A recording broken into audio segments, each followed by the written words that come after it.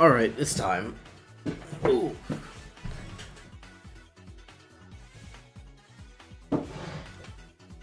We reach ever closer to the end of this game. God, that's always so much louder than I think it is.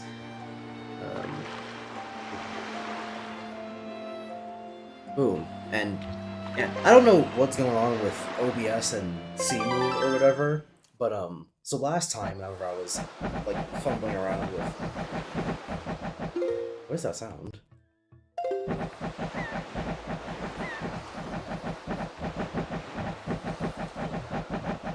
Uh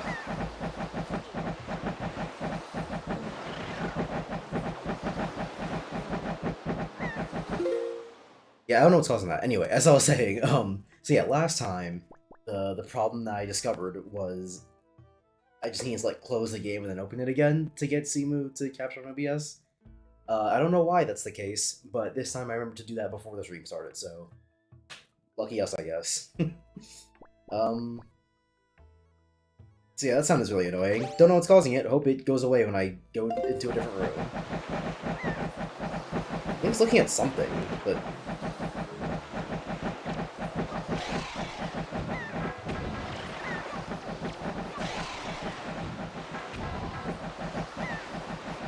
we're just gonna have to deal with that for a second while I go over to Makar's hidey hole.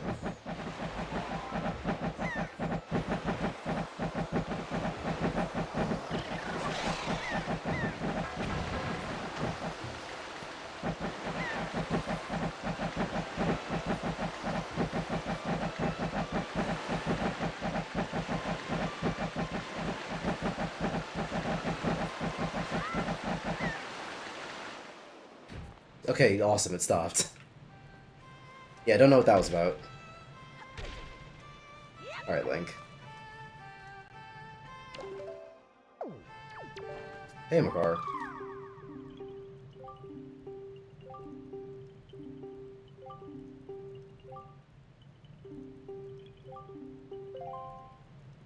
Yeah. Really hope you weren't planning on doing that ceremony anytime soon. Okay, let's see if I got this one from memory. I know the last one. The last one was down, down, middle, right, left, middle. This one was... Nope. Nope. No. I'm gonna try to go off a sound, because I remember how it sounds like. It's like... So...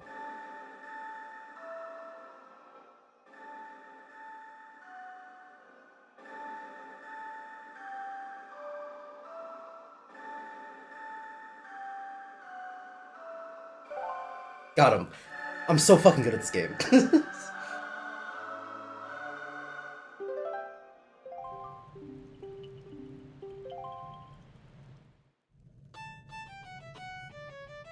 That's not the song I just told you to play.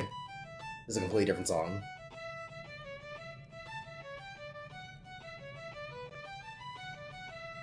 This is not at all even kind of the same song. In fact, this sounds weirdly similar to the song that I had Medley play. It's almost as if they want to have them both play the main theme of the game, but but thought that it would be different enough because they're different instruments.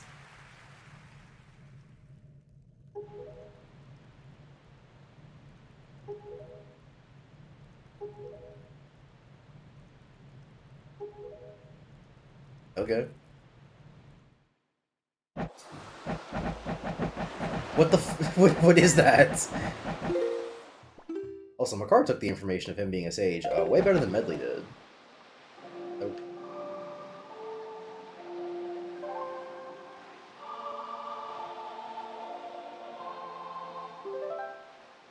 Take me here.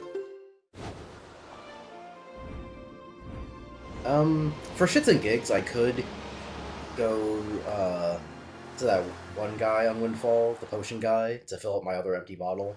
But fuck that actually. Fuck that and I'll pass.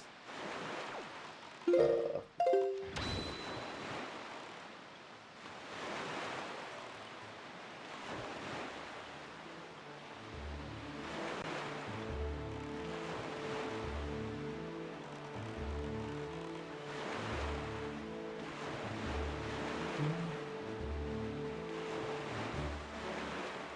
Unfortunately, I'm kind of already hitting my rupee limit, which will make the Triforce Chart quest a little bit annoying. But we'll cross that bridge when we get to it.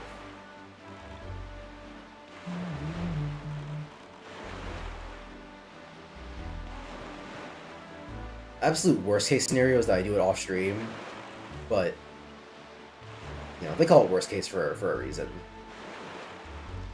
Chances are we'll probably be fine.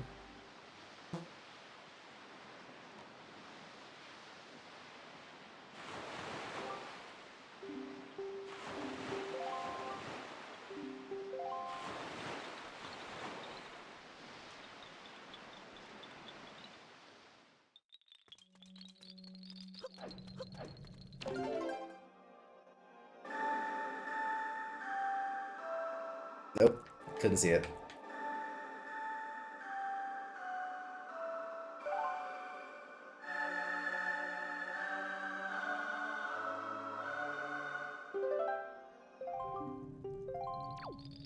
You gotta be fucking kidding me. That's not gonna get annoying.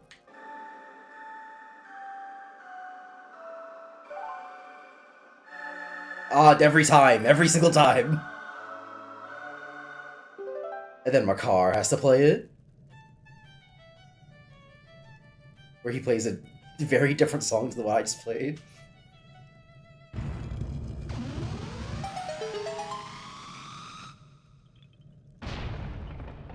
And then you blow up.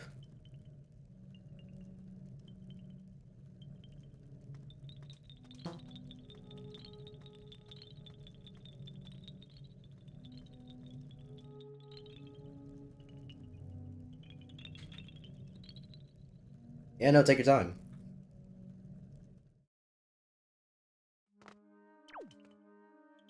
I'm not waiting for this household to fucking walk. Why is that sound effect so loud? This must be a Simu thing, because fucking... Why are the sound effects so much louder than everything else?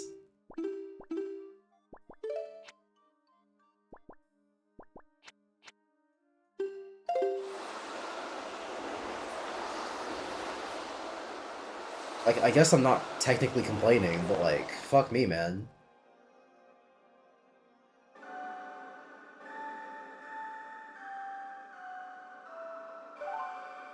No, fucking wrong song.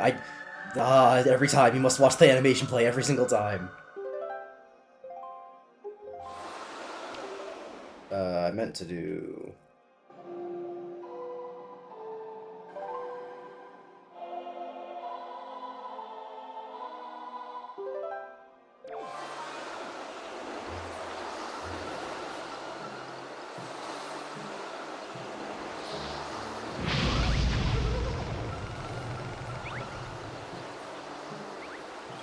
Didn't think there was gonna be a Wizrobe down here, but, you know, anything's possible, I suppose.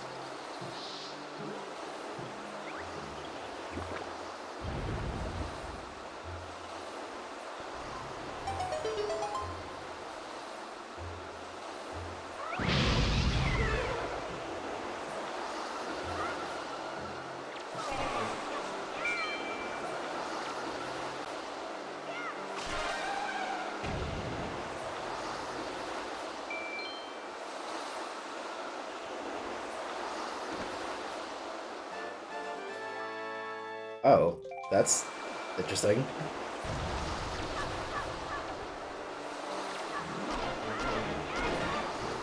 God damn, man.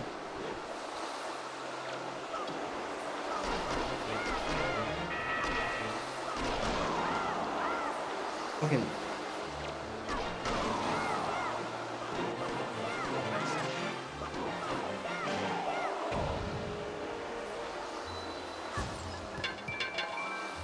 I'm not gonna lie, the wind sound effect being so much louder is kind of driving me insane right now. It's getting into my head just a little bit. Because holy shit, it's so much louder compared to everything else.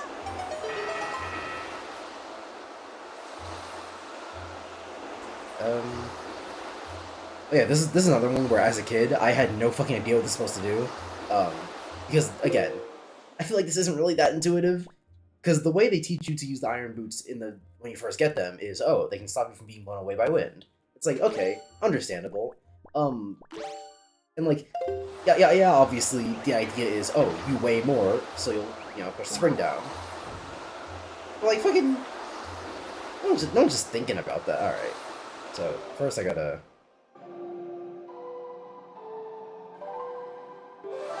But you show me a bunch of wind turbines, and the first thing I'm thinking of is, oh, I've got to use the iron boots to get past this somehow, but how? And the answer is, oh, well, you weigh it down. Which, you obviously know now, as a player using the iron boots or whatever, but beforehand, the fuck are you supposed to know about that?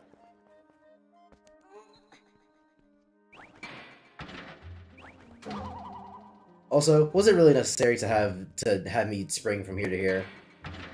You could have just done a ladder. I suppose it kind of forced you to learn how the iron boots work, but even then, yeah, if you didn't figure it out up here, you weren't really gonna figure it out down there.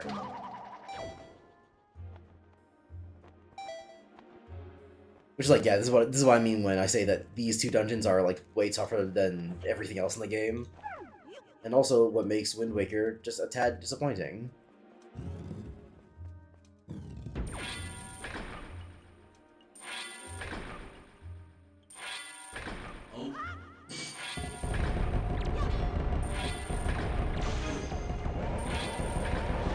Because, yeah. I'm not saying every Zelda game has to have, like, fucking 10 dungeons in it, like Link to the Past, or Ocarina of Time. But 6 and 4 of them aren't even really that good is, like, pretty disappointing. Also, I'm gonna look up if the sound effect thing is, like, just me or whatever, because this is... It's driving me insane, and it's also really bizarre.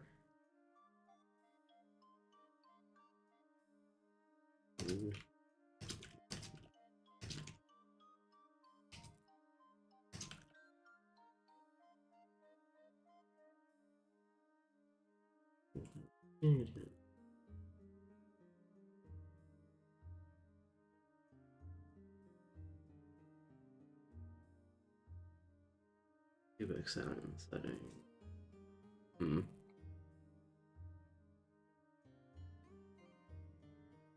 Maybe I just...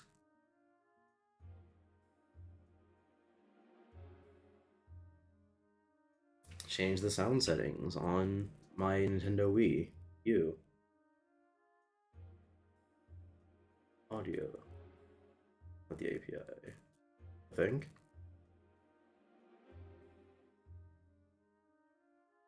What do they mean Cubic sound settings? What the hell's that?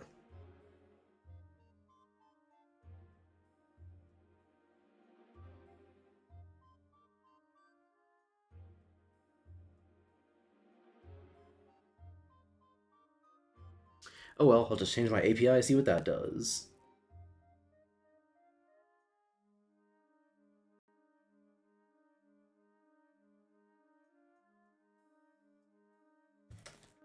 Let's hear it. Oh, it's still pretty loud. Alright, whatever. It is what it is, I suppose.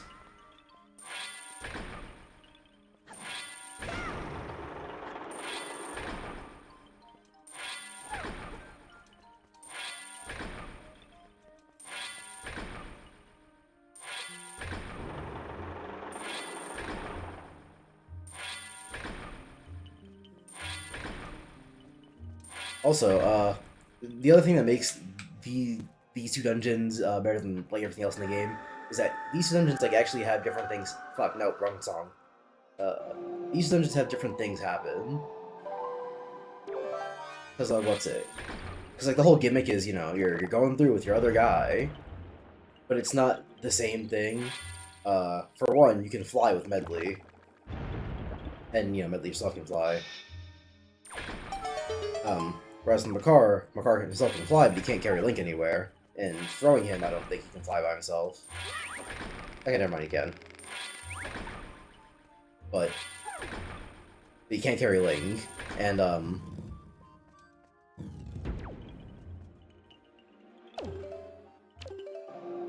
and Makar can plant trees, and Medley has the mirror shield. It isn't, you know, it's the same gimmick, different gameplay.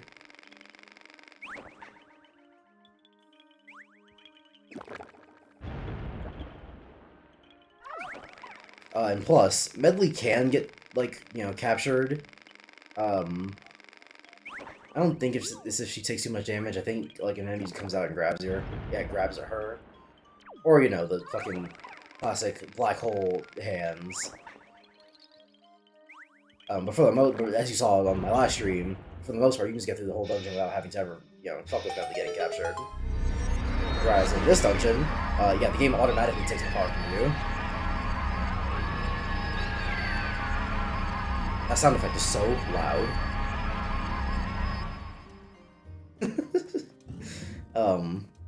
That's it, and yeah, now you're already doing different stuff than the last dungeon. Okay, now I get it.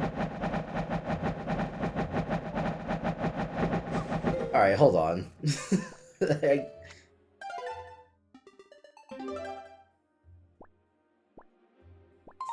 So I understand what's happening back at the Forest Haven.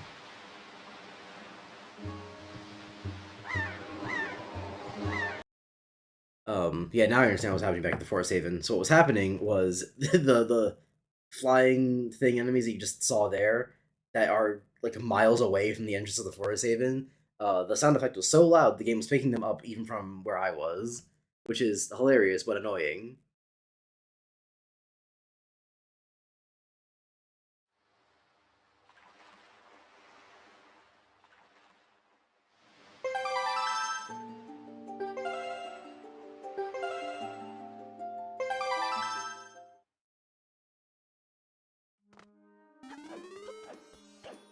Do I really have to come back to the fucking start every time?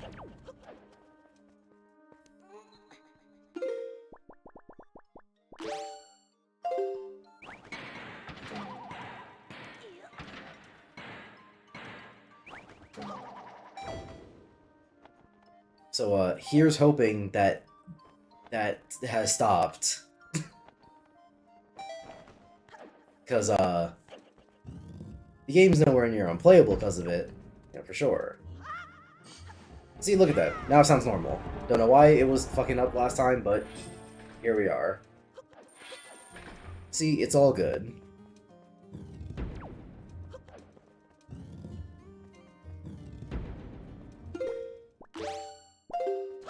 Yeah, don't know why it happened, but it did.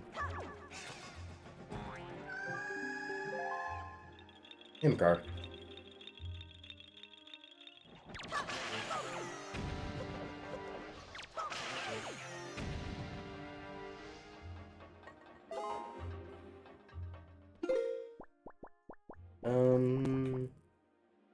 Any bombs? And I guess, you know.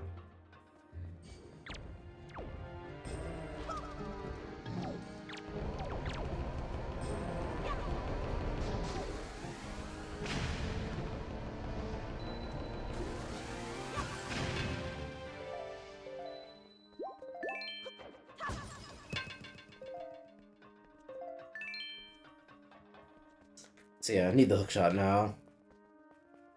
Which, hey, you know, good on this game for not introducing classic Zelda item until, like, really late in.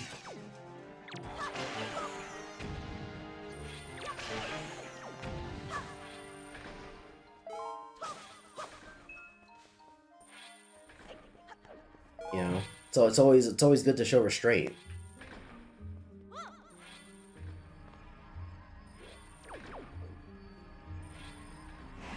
Jesus Christ! Fucking stop hitting the goddamn thing! You useless piece of shit, dude! Fucking cry! Like, I didn't think it was just gonna reach out. Like, you see why these things scared me as a kid. Okay, you didn't need anything, like.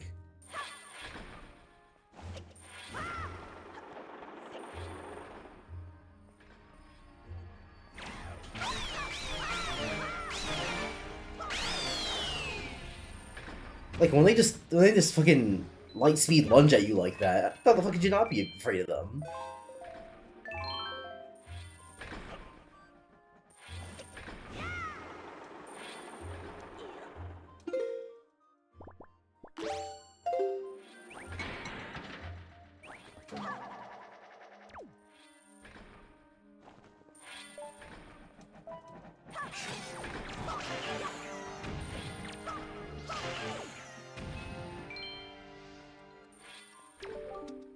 Yeah, no, I don't care.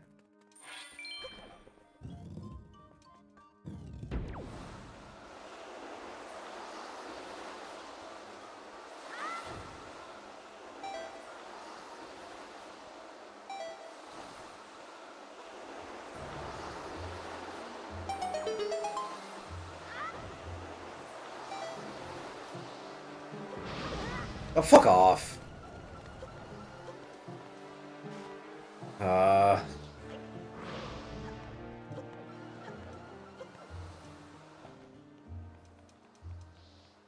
Cue that one clip from Smiling Friends where Charlie's like, this is the most obnoxious thing I've ever deal with in my life. Because, man, that sure does describe fighting these assholes.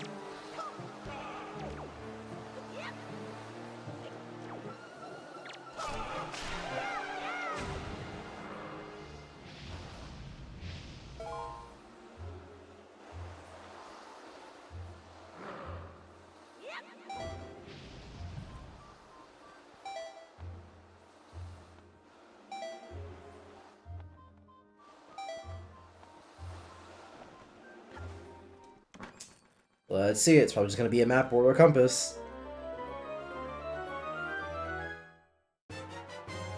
Yeah. Useful, but I really wish it wouldn't waste my time with the whole animation every time. Because, like, you know, I get it, the map is an important item, you know, at least according to the dungeon that you're in. But, considering the fact that you get it in every dungeon, is it really worth giving the fanfare every time? This is like the one thing that you know for a fact the player will be seeing more than twice or more than once. Or I guess I guess alternatively you wouldn't know that if the player never gets a map, but at that point you probably have bigger things to worry about.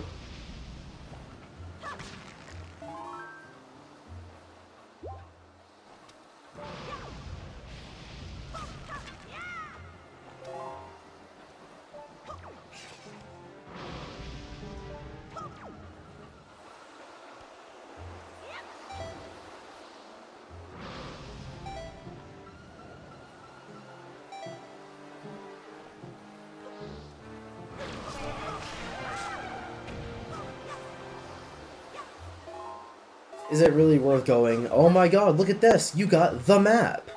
Like, every single time?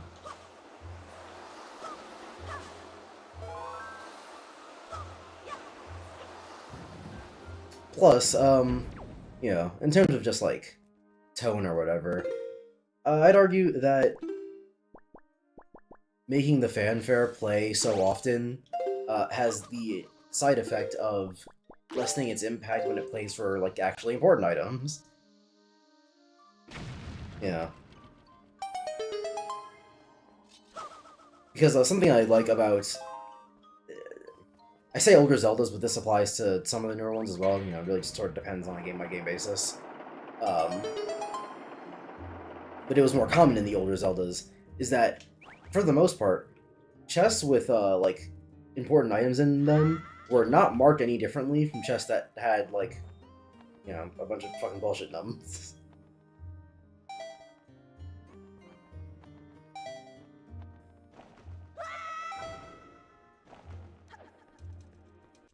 Especially since in older Zeldas you had things like Link to the Past. Big keys were in the same kinds of like just long chests as the special items, and there was also the fact that a lot of special items could just be found like in the overworld. They weren't like specifically found in a dungeon. Which, if we were to listen to Aaron Egoraptor Hansen, is a good thing, But I have no opinion on that one way or the other, because I did not play that much of Link to the Past.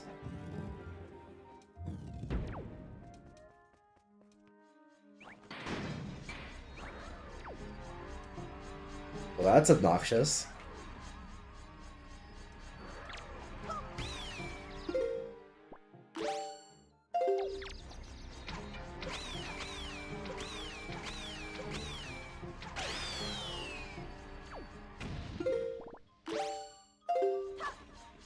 Oh.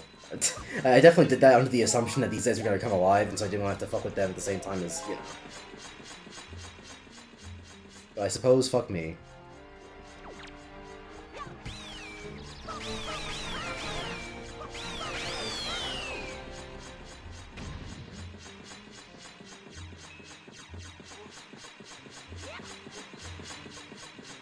Oh, right, I remember.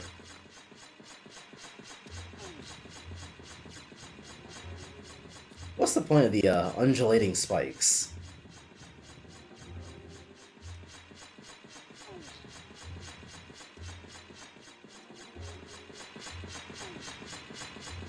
I feel like you really only got one option, which is either you fall onto them or you walk around them. And if you're falling onto a spike, I don't think it rapidly jabbing up and down is going to do much to affect your bottom line, which is to not get stabbed.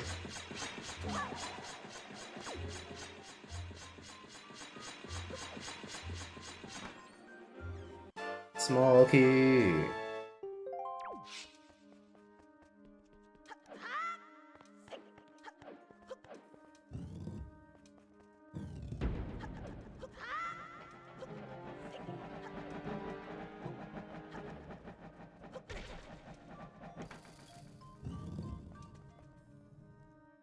I'm going into a dark room where the door locks behind me, so that means I think I'm gonna get the hookshot now.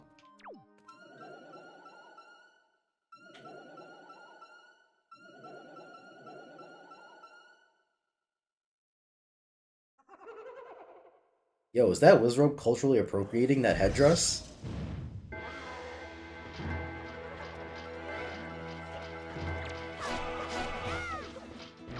Hmm.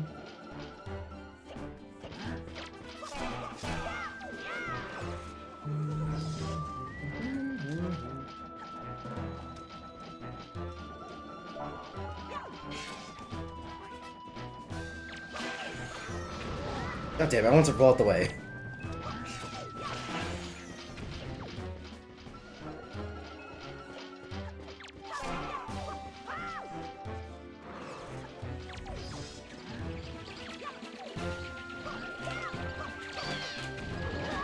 God damn it.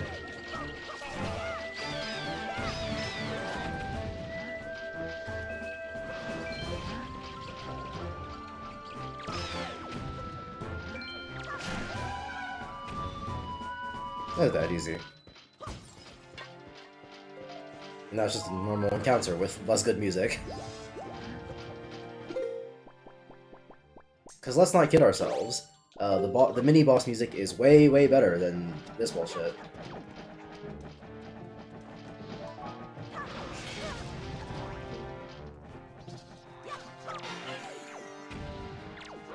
Ah, fuck it, I'll just deal with the Dark Knight first.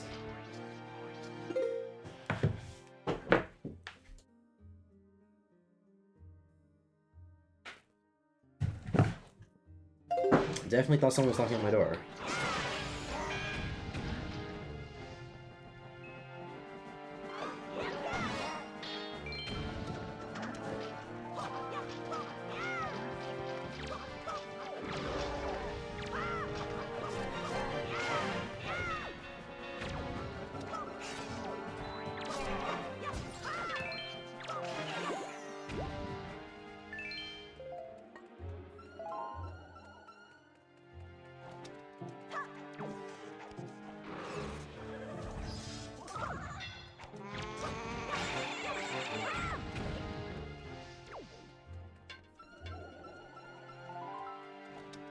I could use this guy to fucking grind items to get, but pass for now.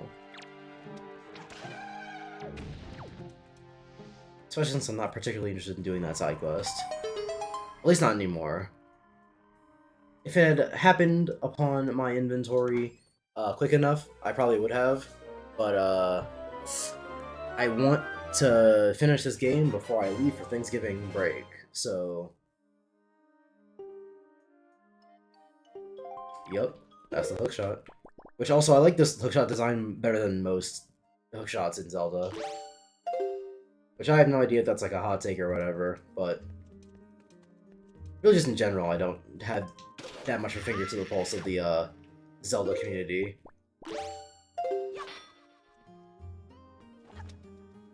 I used to think I did. Like, you know, Skyward Sword sucks. The DS games control like booty. Things like that. But I've seen those sentiments change in recent times, so who knows? Now granted, let me not get too ahead of myself. These things could always be because of the classic revisionist history. You know, good old-fashioned Sonic 06. Sonic 06 actually has really good level design, guys. Guys, maybe we were actually too harsh to Sonic 06. Like, shut up.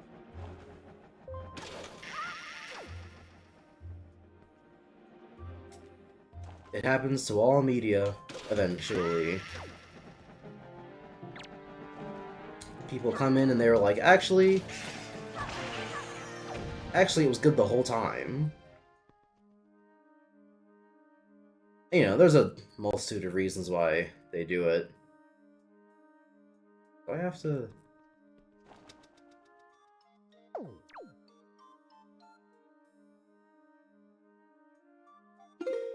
Sometimes it's because the thing in question was like a part of their childhood. Like, I'm sure there are people who grew up playing... Oh, I see. I'm sure there are people who grew up playing Sonic 06 that were like, wait a minute, people hate this game? Because they first played it when they were like 2 years old and didn't have any concept of quality.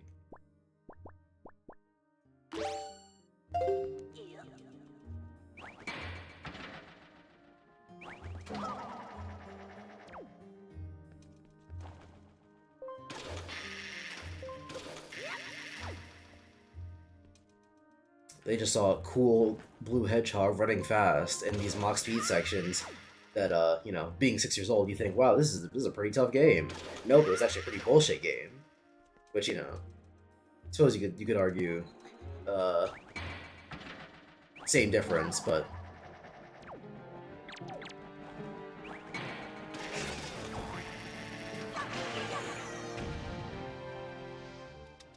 I don't need to put on the iron boots.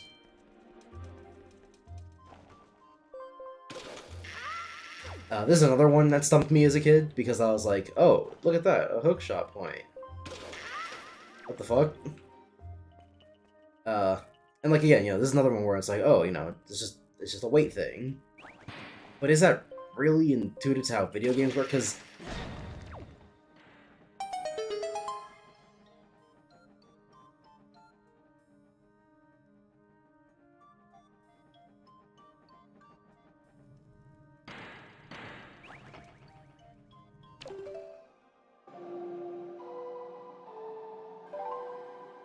Because if we were to apply this logic to, you know, a lot of other things, either in this game or in other games, we would not get away with, oh, you know, well, logically, this, that, or the third. Because logically, there are a ton of things that should work in games that just don't.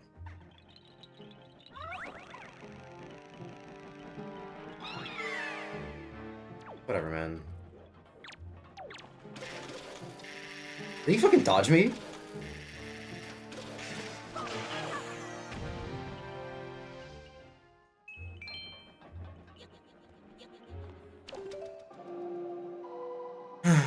And now I've got to do that whole ass climb again. Fun, am I right?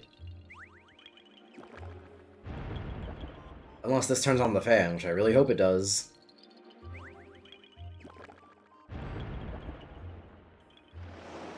Let's go! Oh, I'm slightly less annoyed at that whole... What the fuck? That's what that thing is? Oh.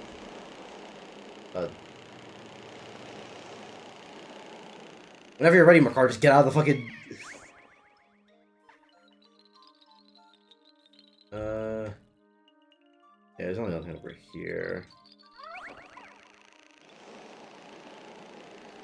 Where do I need to go next for the story?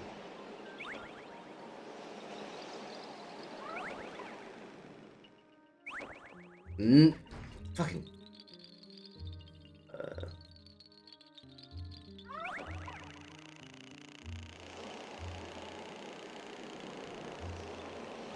Why is it not letting me into the fucking thing? What? Oh, this is so fucking annoying, dude.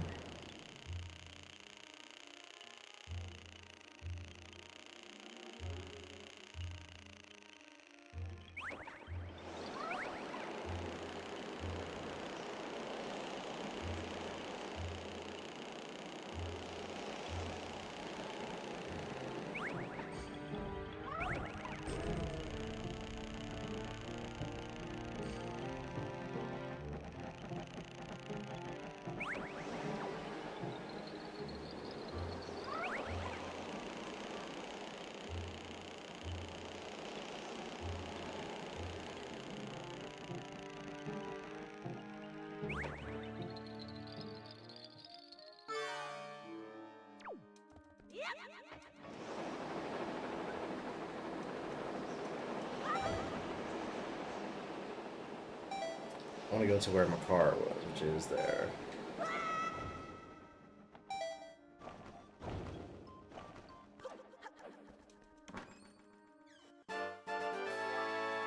It wasn't even a fucking key.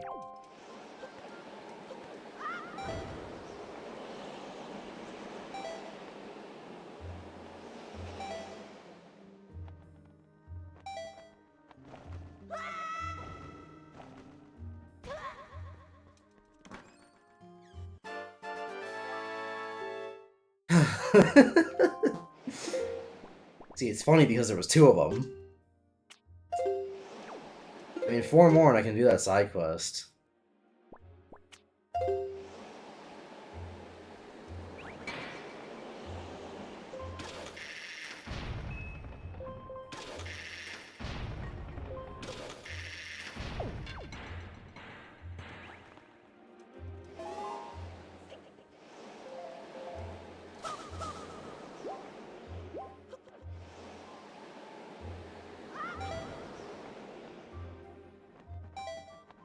When did I open that?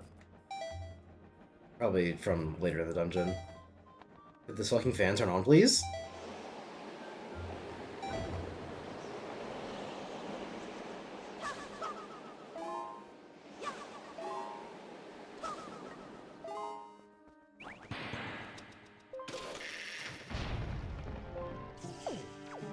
Well, that's annoying.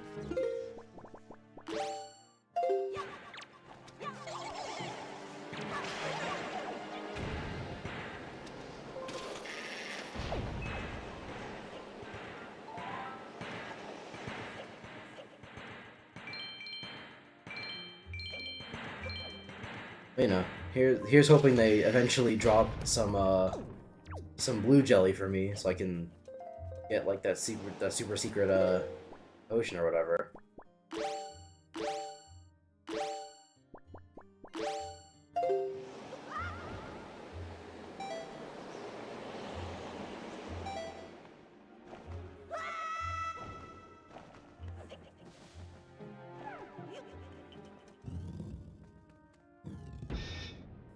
Oh.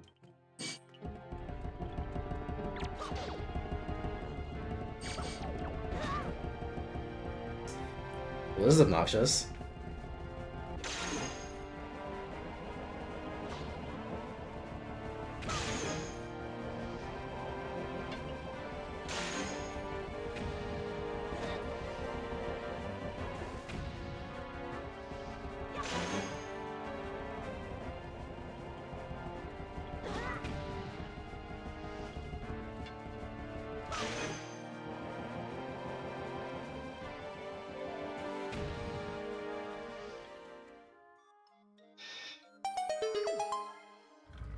Wasn't even hard, it was just annoying.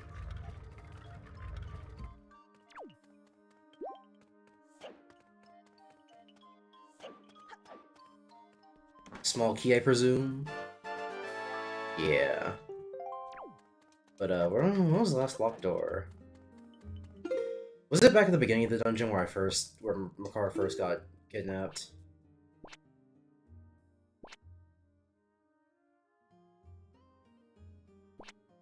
I think so. Because unfortunately, it's not showing me which doors are locked, so I'm gonna have to take a guess.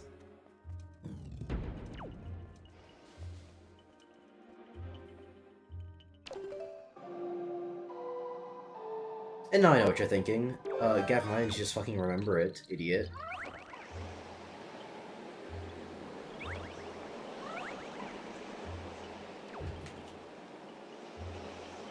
To which I have no response.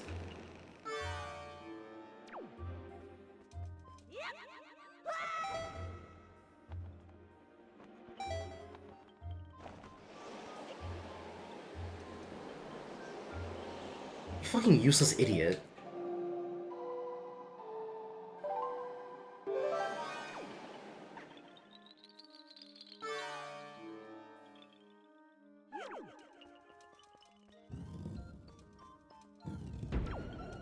Oh, it's right here. Sweet.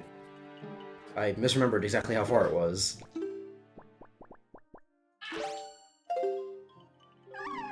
Shut up. Shut up.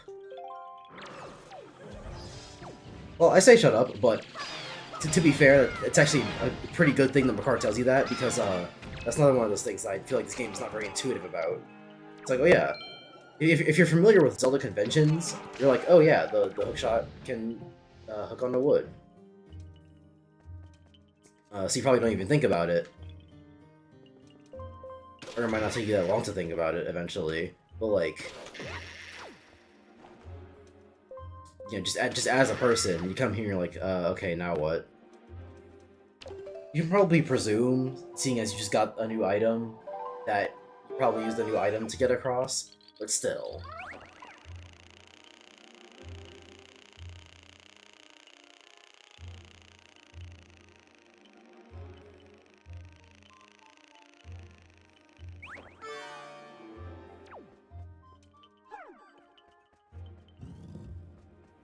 Also, I just wanted to be made known that like half of the not half, 3/4 of the D-pad is going completely unused.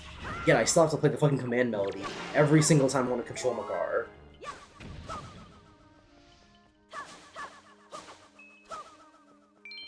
Wouldn't it have been a tad more convenient if you just, I don't know, fucking made the D-pad control your guys?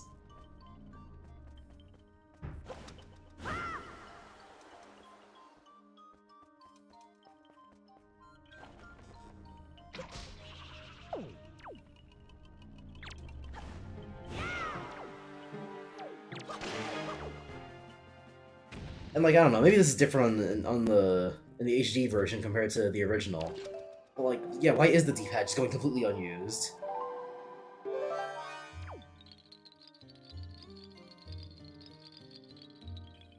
I just woke up hard, you know? Hey, Rian. I can only assume one of two things about that statement, which is either you're so incredibly lazy that you woke up at 10 p.m., or you live on, like, the fucking East Coast. Sorry, not East Coast,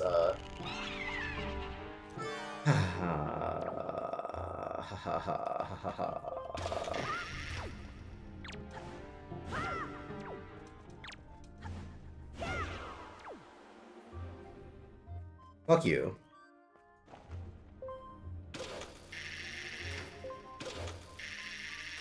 Or you live on the eastern part of the world, is what I meant to say.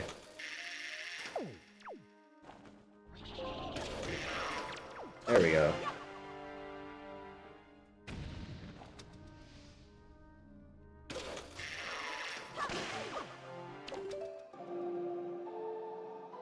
What the fuck? Or you live on the eastern part of the world, so you're literally getting up at, what would it be, like 1 a.m.? Or, sorry, 1 p.m. for you? Which is a fair time to wake up on a, I guess for you it'd be Sunday.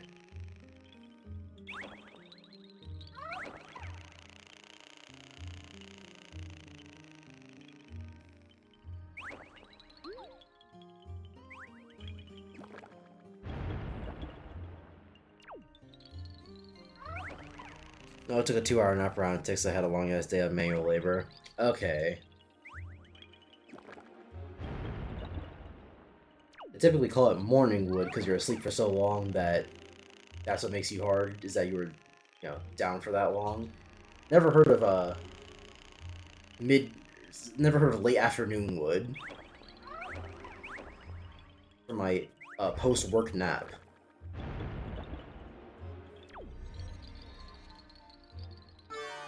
But hey, far be it from me to tell you when to or not to get hard.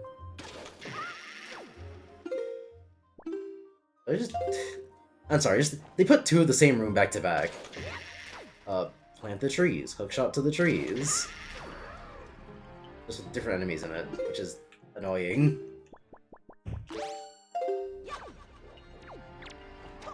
These monkeys outside of my door don't shut up.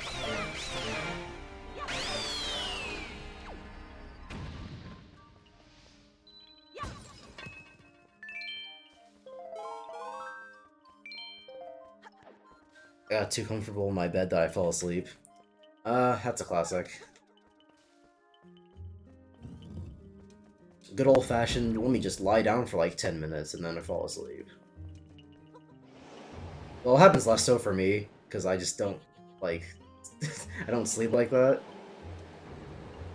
But, it's understandable. Because it has happened to me, at points. It just doesn't happen often.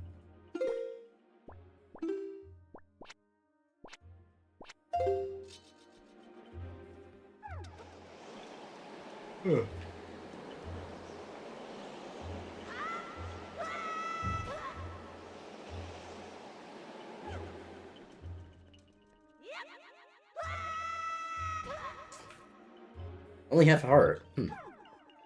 Got away from that pretty scot-free, if you ask me.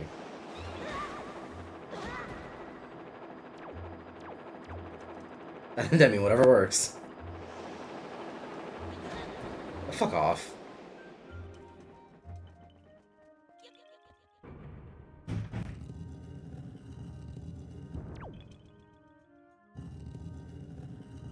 I guess that's for getting Makar out, maybe?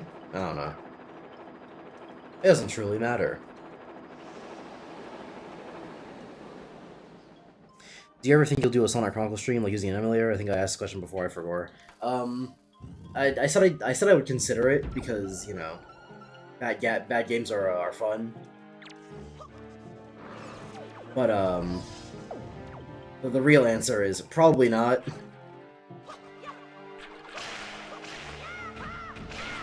Because I already don't really want to do RPGs on stream.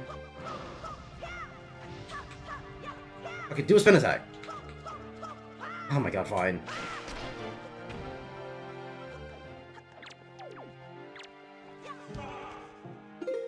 Yeah, I already don't want to do an RPG on stream, because I thought about playing, like, Dragon Quest or something.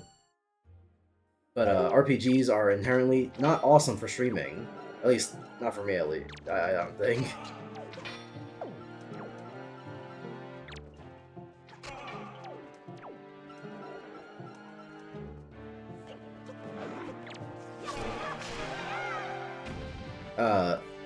And then, on top of that, playing a bad RPG, basically out of the question.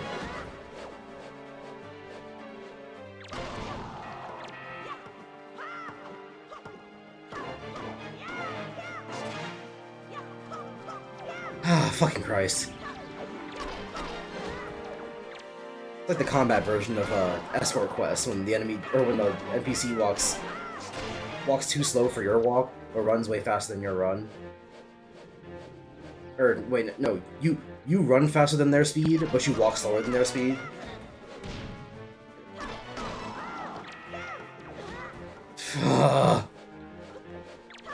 Stop blocking onto the...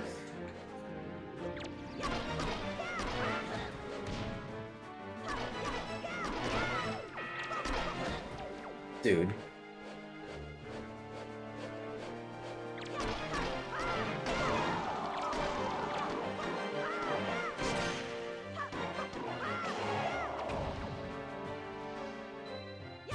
One day 3D games will work out how to into it locking on correctly.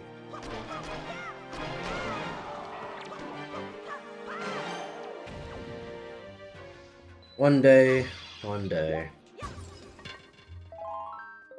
Not one day, soon, mind you. Not one day. What do I even got to do in here?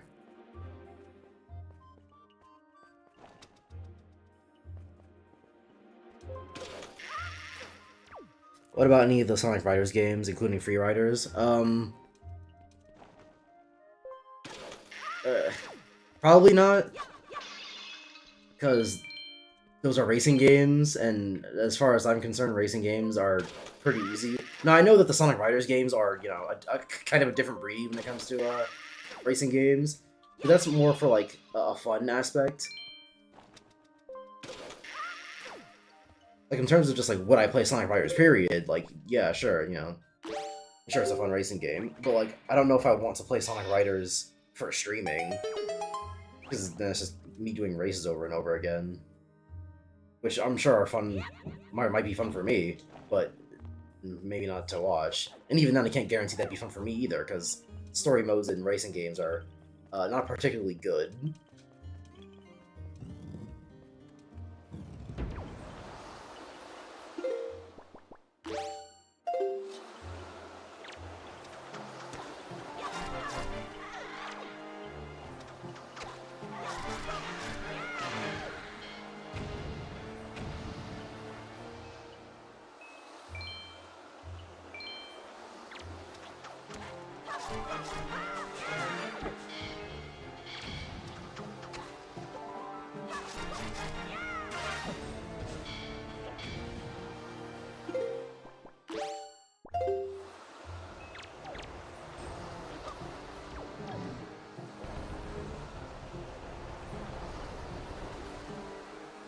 So yeah, it's probably a no on Sonic Free on any of the Sonic Riders games.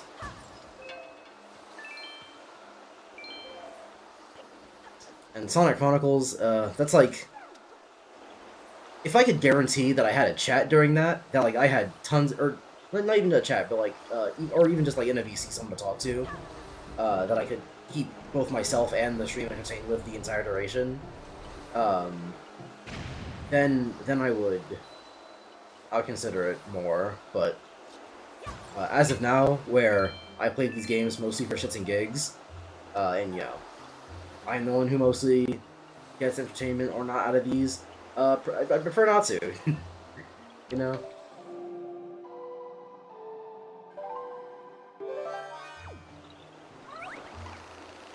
Also, there's the thing of like, the way Sonic Chronicles is controlled, where, this applies to a lot of DS games, particularly Rhythm Heaven, is where I found out it was going to be a problem.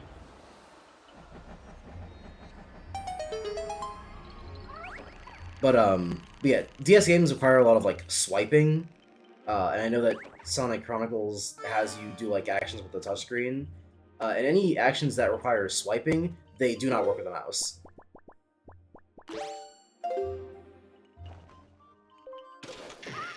Dragging is cumbersome, but it works. Swiping, just absolutely not. It's a complete no.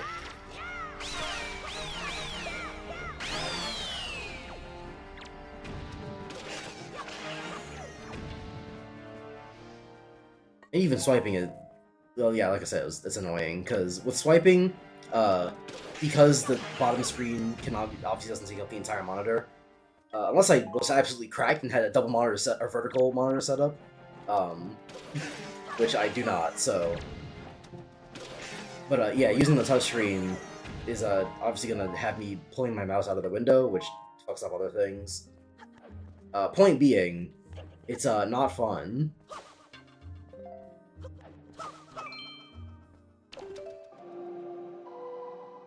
So I'd also have to get across that hurdle as well.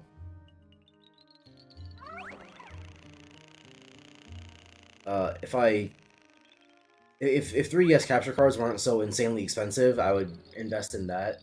But, you know, I'm already a college student. The last thing I need is to be spending fucking $200 on getting my 2DS modded to be able to record. for an audience of like 3 people. I remember.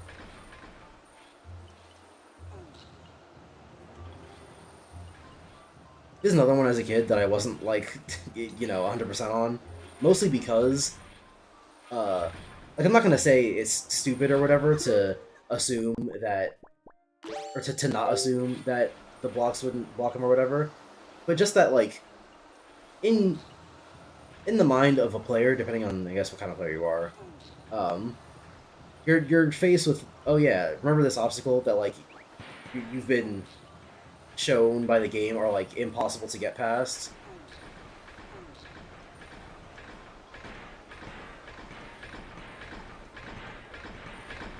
Oh, wait a minute, I see. That's annoying.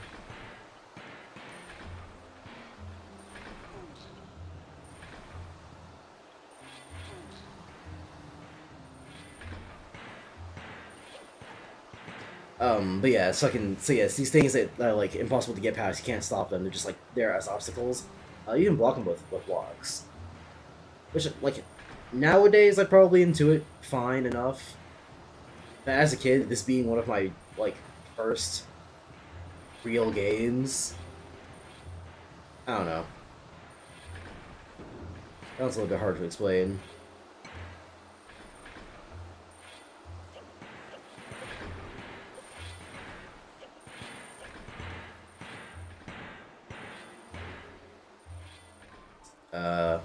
Am I supposed to carry my car through here?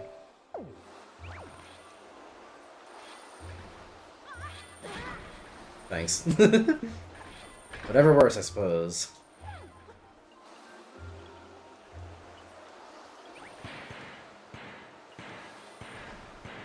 Screw it, last suggestion. Shadow the Hedgehog. Despite Asian like Milk and being quite cringe more than trying to be edgy, it may be a good time, maybe.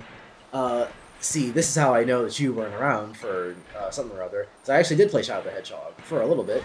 God damn, am I missing something?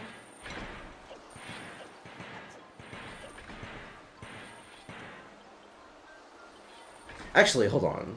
Can I do...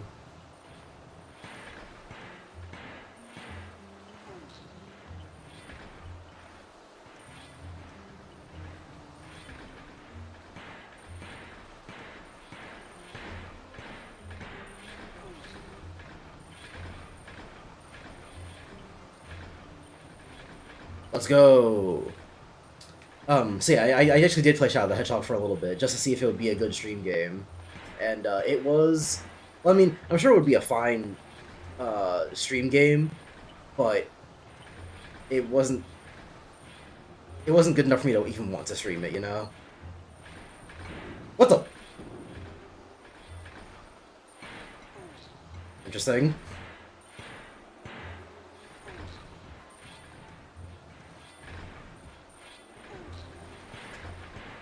Whatever.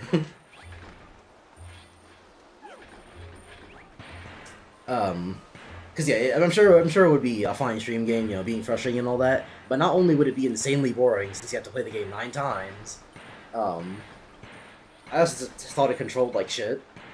Which, to be fair, Sonic Unleashed and Sonic 06 also controlled like shit. But they controlled like shit because they themselves were shit, not because, like, straight up they have, like, wonky physics. Well, Sonic 06 you could, argue this, that, or the other. But for the most part, it's just because the game sucked. But with Shadow the Hedgehog, Shadow is, like, on ice for the entire game. And also the shooting controls suck. So, that's always going to be a pretty indomitable cliff to get past.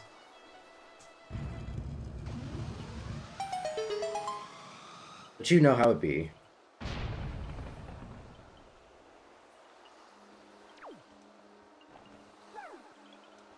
I don't have the boss key, do I? Yeah, first of all, let me...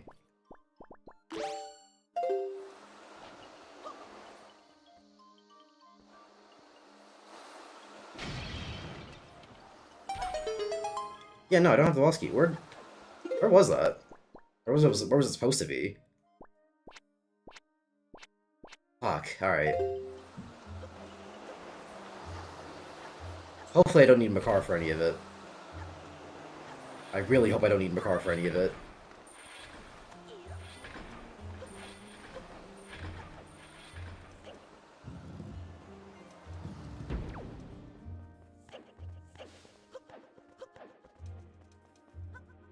Damn, I really do have that Joe Biden dementia. Happens to the best of us. Except for me, of course.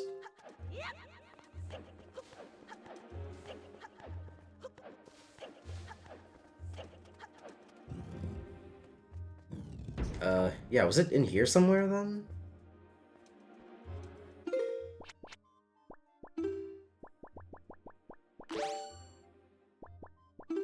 According to a ye old map, there is a chest somewhere in this room.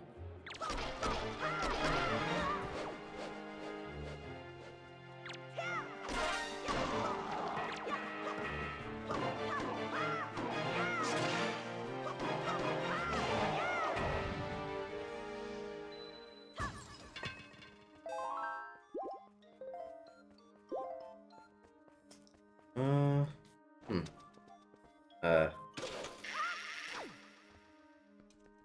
I guess start from the top and make our way down. It wouldn't be behind the Moyais, would it? Really, you can't reach that?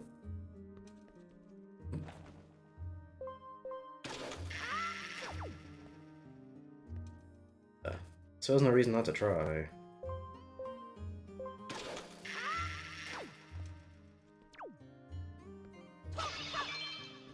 Time to check everything.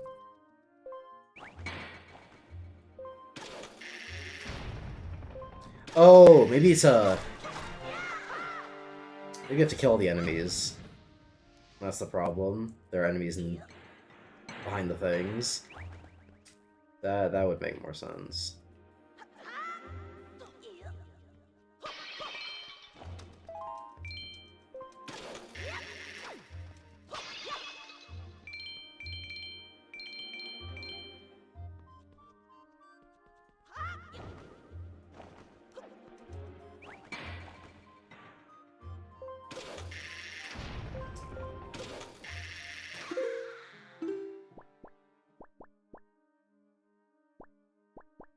Actually, wait, do I have enough joy pendants already? Yeah, I do. Okay, so I don't need to...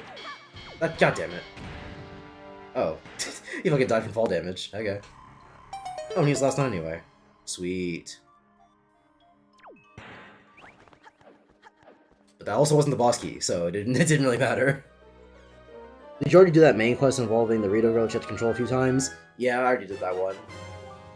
This is the other one, where you control Makar.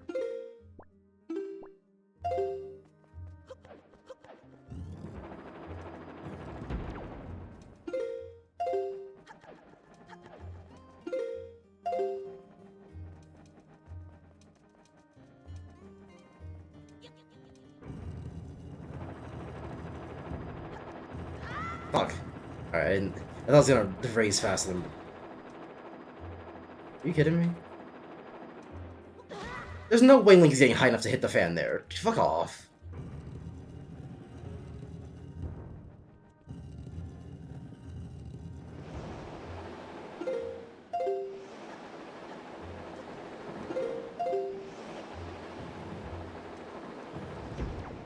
There's a chest in here somewhere.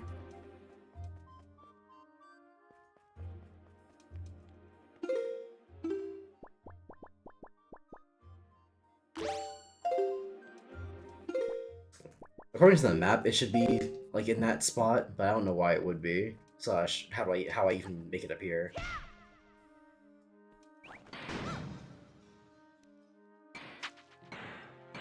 Oh.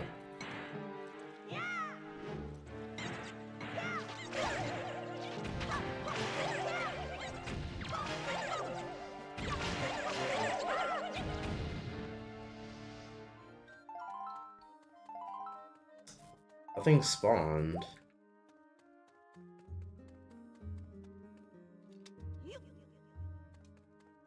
Hmm. I mean, if I have to put this much work into even finding out where the fucking thing is in the first place in this room, it's probably not here, but...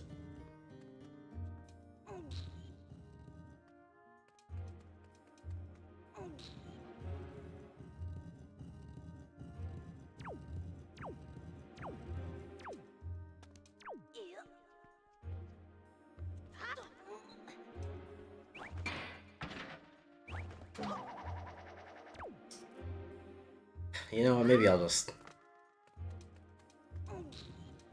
assume it's not in here.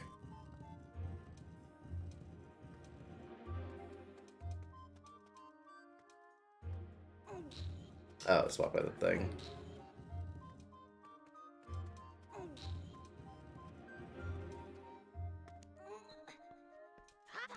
I feel like I remember this happening in my original playthrough too, where I couldn't find the boss key there either.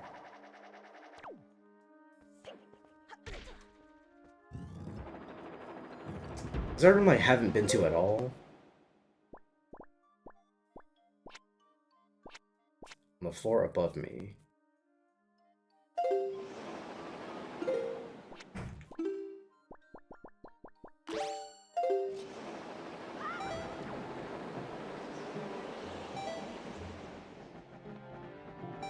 Which would be... no, one lower.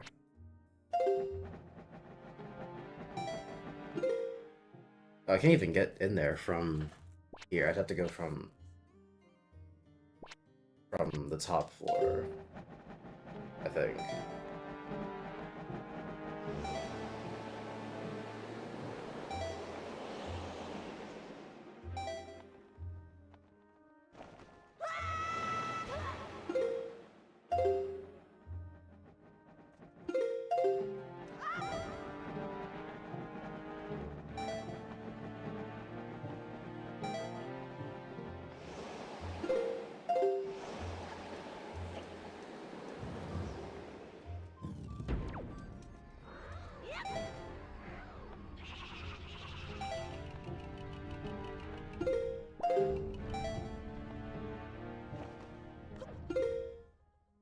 Now it's...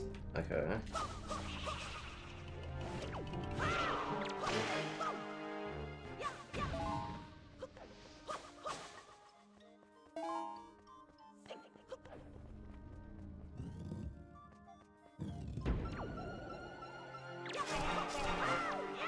The fuck? Ah. Then there's this, which is my classic fear when it came to playing puzzle games on stream.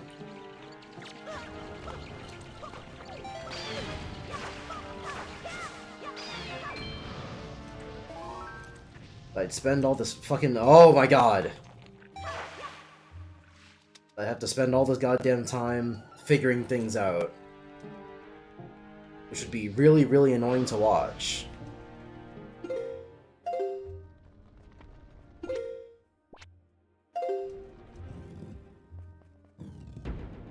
I'm gonna kill myself.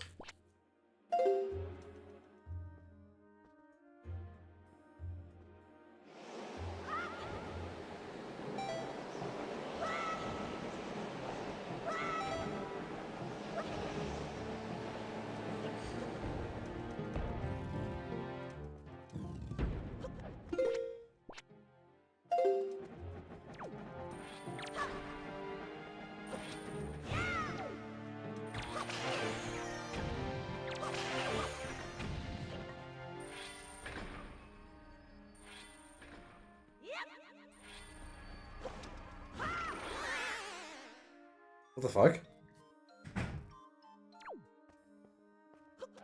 That's bizarre.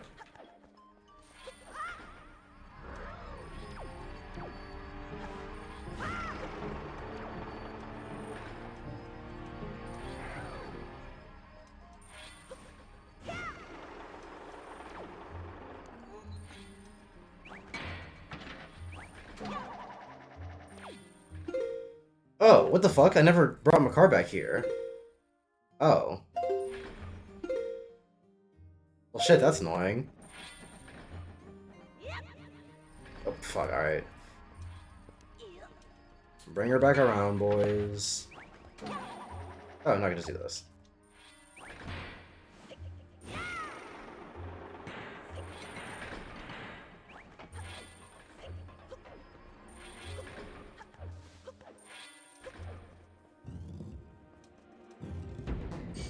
Alright, so I've got to go get Makar from the bottom floor now, which means I gotta go back all the way down. Whee!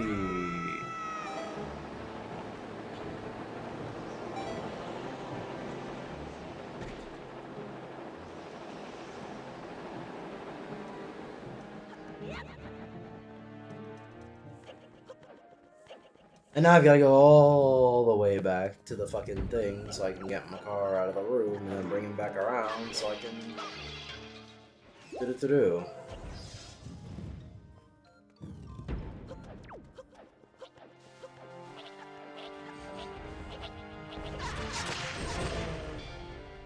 Did they just die to the fucking stone statues?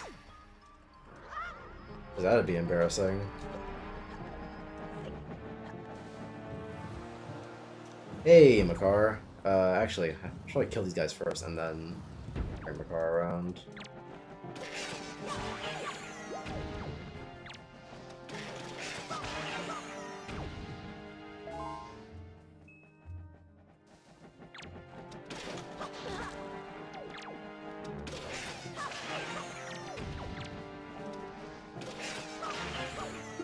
I don't know how fall damage even works in Zelda games. Like, you can fall several meters or miles, and then you'll always take 100 damage. Like, my god, your ankle should be shattered. Well, hey, they fixed that in Breath of the Wild. Now you take adequate fall damage. Which I say that like it's a complaint or whatever, but like I don't particularly care one way or the other.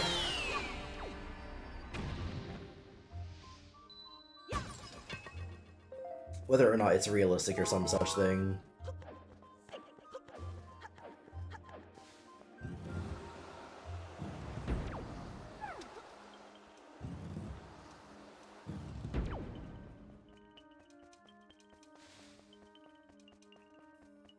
I could actually probably just have Makar fly over the entire thing.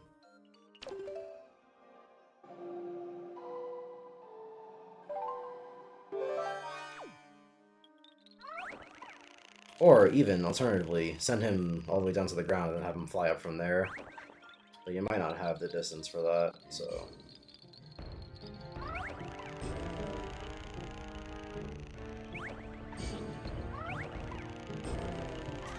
See ya, fuckers.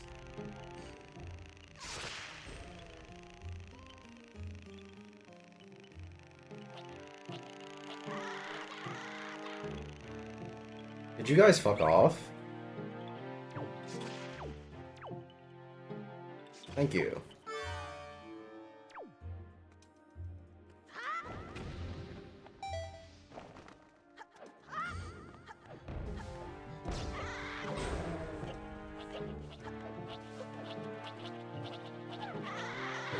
Did you guys fuck off?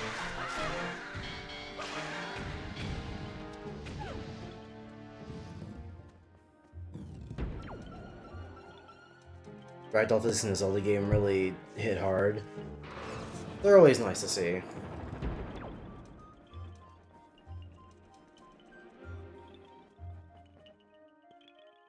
Because I don't want to get hit by this stupid ass fan, you gotta wait for this to go.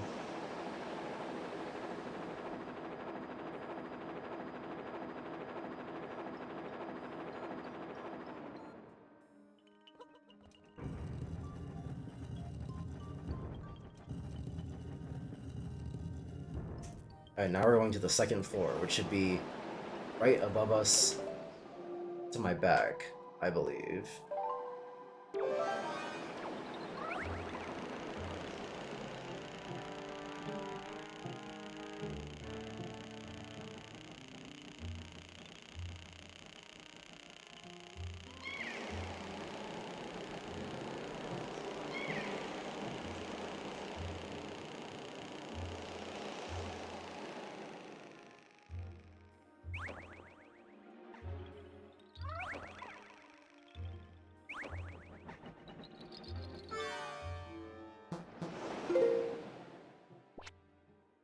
Yeah, my car's in the right place. Alright, sweet.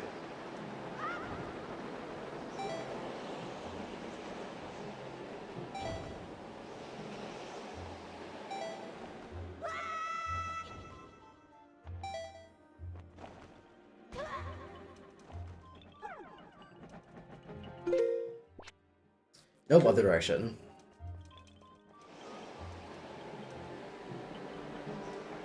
God bless.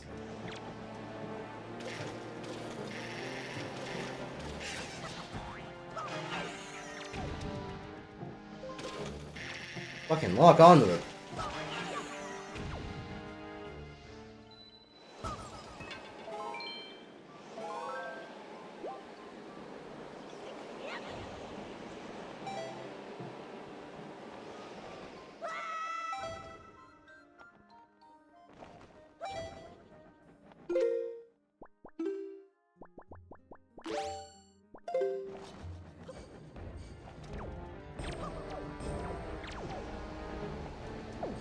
God bless America, dude.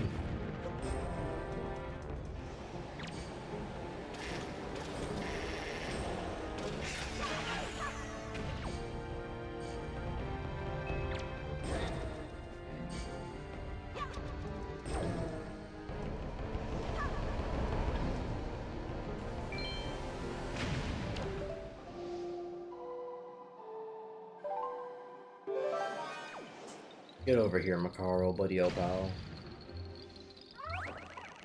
And don't get hit by the fucking assholes on your way over.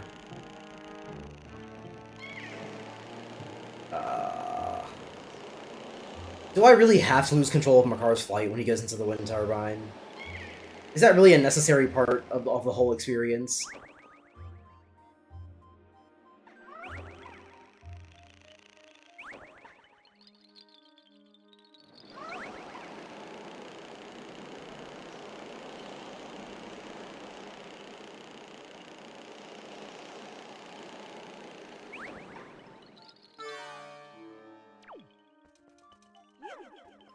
Is it me or was Triforce Heroes a dog water Zelda game, especially when you're playing it online with randoms? I never played Triforce Heroes, so I don't know. But I would presume that it was probably not very good. Because from what I've seen of Four Swords, that was more like Zelda stuff, but you do it with four guys. Whereas, in terms of like the way it was designed, but Triforce Heroes was like literally everything you do needs to be you and your guys.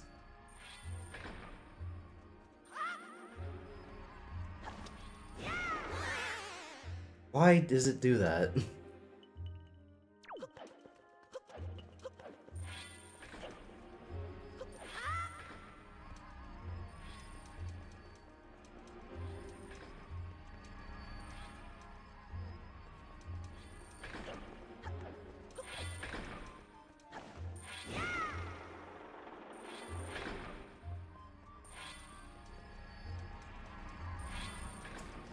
But yeah, from the way Triforce Heroes seemed to be designed, it was like, oh yeah, literally everything is you and your guys. The only thing you don't do with your teammates is combat, and even that's not necessarily true because the fucking enemies that like stack up in threes, so you have to stack up yourself with your guys. Blah, blah, blah, blah, blah,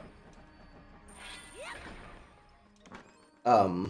Which, yeah, whether or not that was fun, like I said, I have no idea. Never played it. And it was probably designed with the intent that you would be playing it with people you actually know, not with randoms in mind, but, yeah. Okay, the thing that annoyed me most about that game, like, even without having played it, was, the whole, like, costumes thing.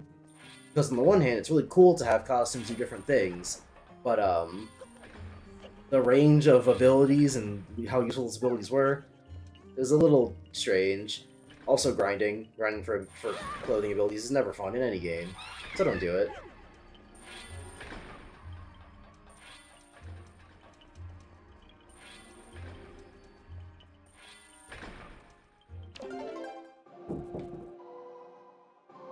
Fuck, wrong one.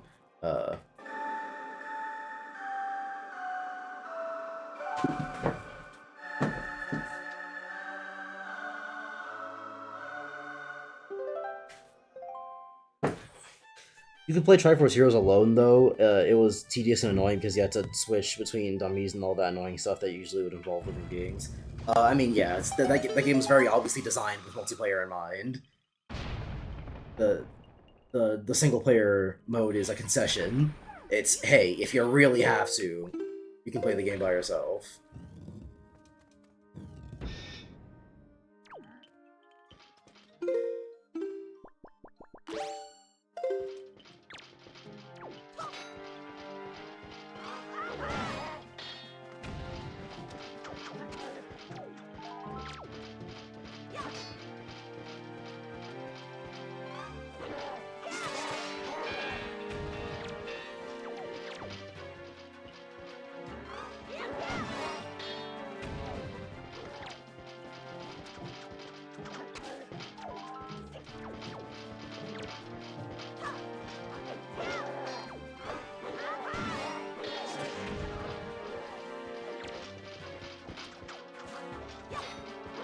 God fucking damn it!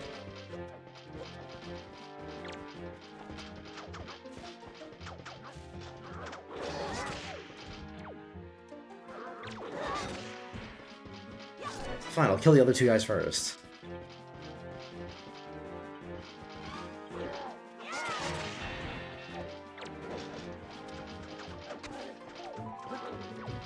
There we go.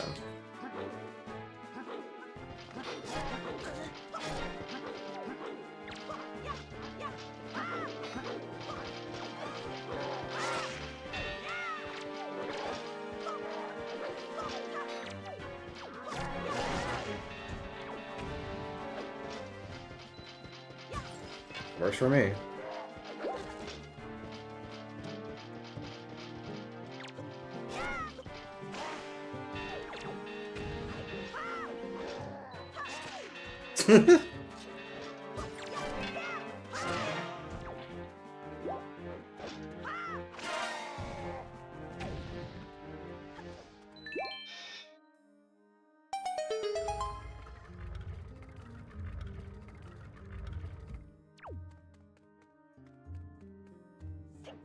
But I don't know. Triforce Heroes seemed interesting to me, but in the same way that Four Swords seems seems interesting to me, and that I would like to play Zelda with my friends.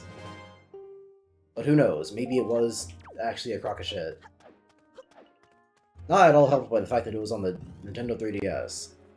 Not to say the 3DS is bad or anything. I fucking love the 3DS. It's like one of the best consoles ever created. However, when talking about the 3DS and its multiplayer features, it was a very hit and miss, to say the least. Sometimes you get 3DS multiplayer and it's like fucking God's gift to mankind. Sometimes you get 3DS multiplayer and it's like, you know, some intern made it on a Sunday. And they were half asleep and they just wanted to get out of the office for the day.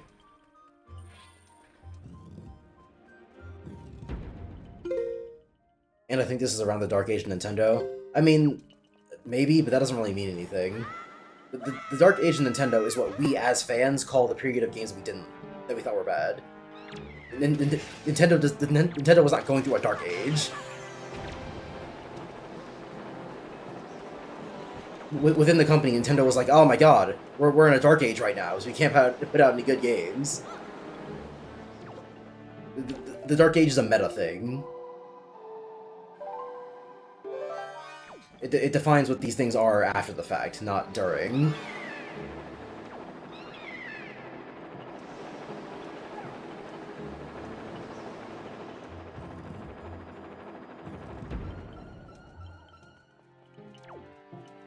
It's descriptive, not prescriptive.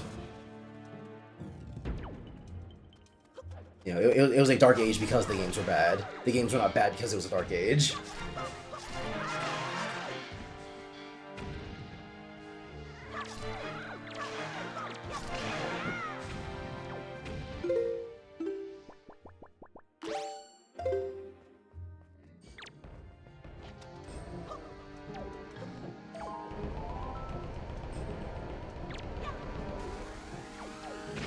That's annoying.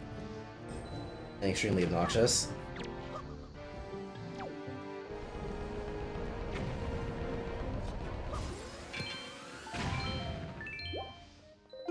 How many Knight's Crest do I have? Because I kind of want to get the ultimate spin attack, but I'm probably not going to have enough for it. I mean, I still have to do the combat challenge on Outside Island, so I might fight enough Dark Nuts there to get it, but even if I don't, it's a real big who cares moment, because fucking the ultimate spin attack is just that, the ultimate spin attack.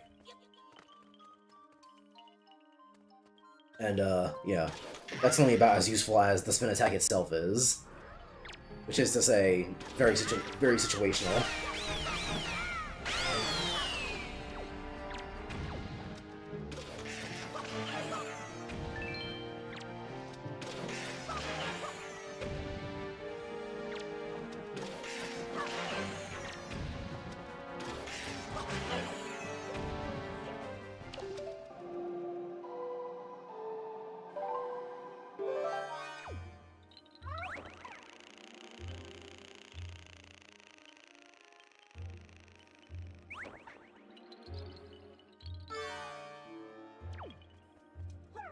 And now that I have the boss key, did all that fucking backtracking.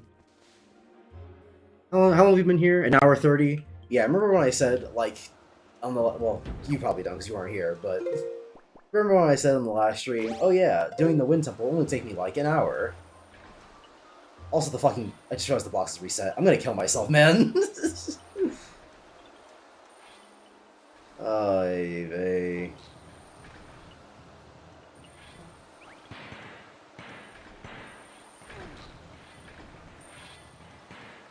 I think this dungeon is better than a lot of the other dungeons in this game by virtue of the fact that it isn't, what's it, oh,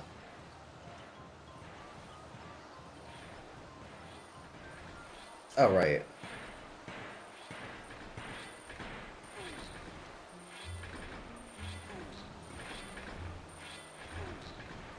By virtue of the fact that it isn't, really not small, short.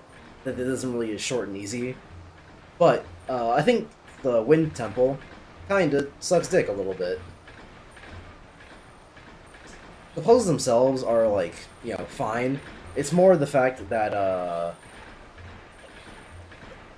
I don't think the dungeon's design is very intuitive for getting around. Because, like, you know, people clown on the Water Temple for being the Water Temple. But, you know, the Water Temple is only annoying because in the original Ocarina of Time, switching to the boots every time was really slow and tedious. But the temple itself was like, you know, this is whatever. And not even the, like, design of the temple itself is confusing, because while it is, like, cylindrical, and you go around it in a spiral, you just sort of go in order. Like, you never have to, like, really think about what you're changing the water level to. It's always just, hey, whatever the water level is currently at, make it one lower. Alright, you're good. Or just, you know, change it by one, and you're good.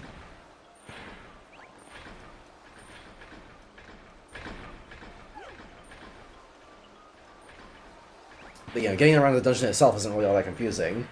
Whereas here, this dungeon sends you in a bunch of different directions. And just sort of relies on you to remember that, like, oh yeah, you don't have the boss key. Remember that one rock that you didn't get past before? Go back to that. Which, to be fair, is a fine thing to ask the player, you know, to remember the things they saw before. I just prefer when games do that, and also, oh, I guess I didn't really need to bring Makar back here. Oh well.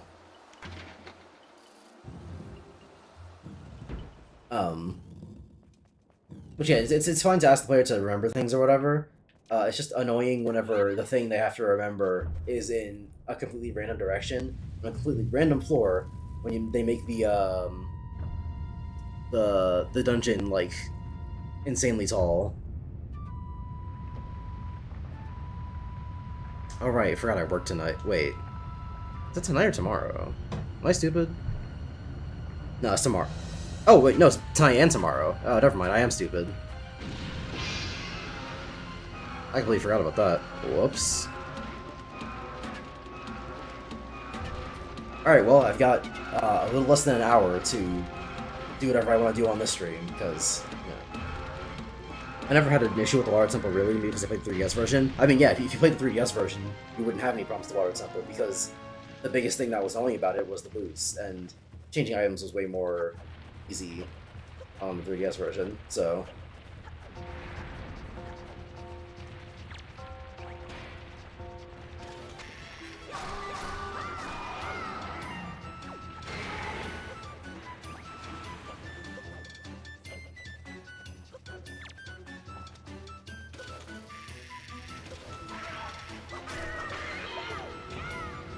Okay, get out of there, Link.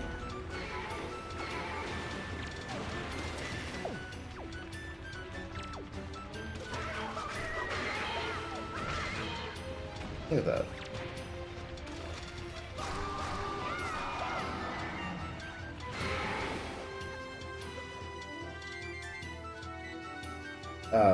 But yeah, you wouldn't really have a problem with the Water Temple on the 3DS version.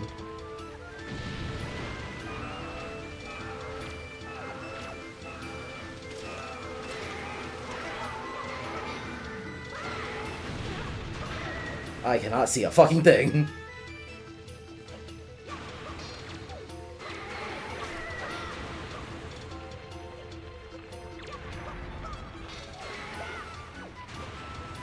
Honestly, man, I might just not fuck with them. Fucking just get over here.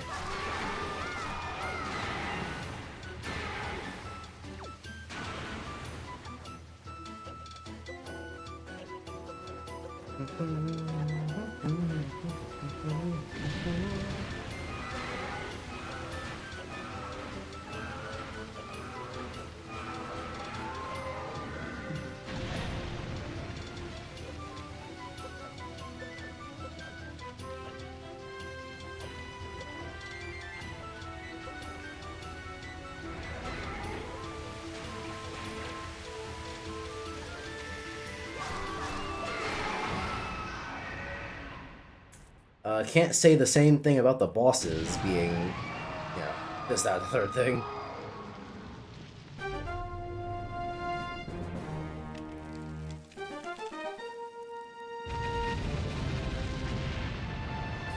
It's cool the boss is so big, but that sure was do the same thing 3 times.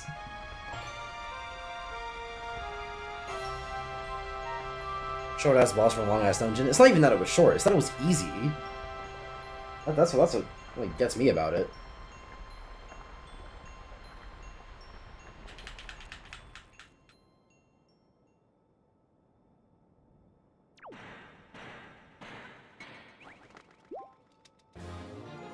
Ba-da-ba-da.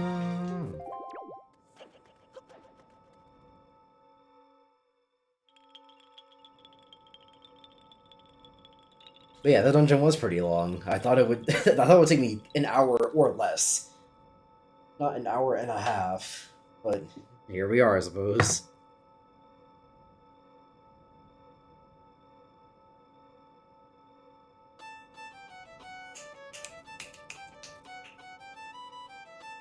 What am I even gonna do while I'm working? I was gonna read the Sonic comic, but I also kind of don't feel like doing that. Or I could watch Groundhog Day, which I was gonna do a while ago and I just never did. I'll figure it out.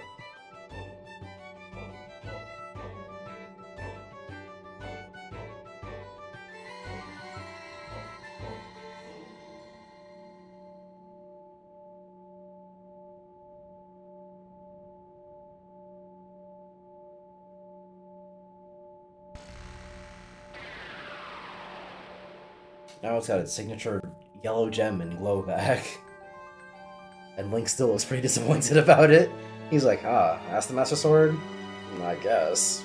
It's alright.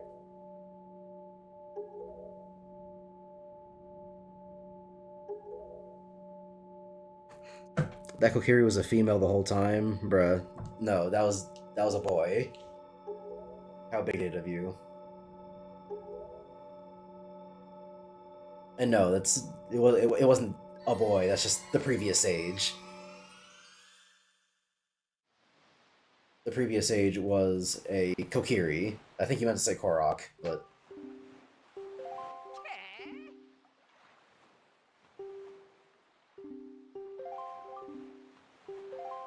Yeah, the previous stage was a Kokiri, the current stage is a Korok.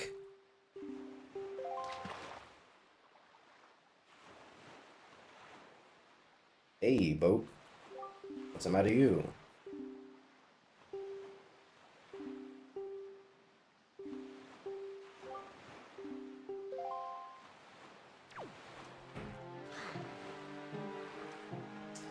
Alright, time to do the fucking Triforce Shards quest.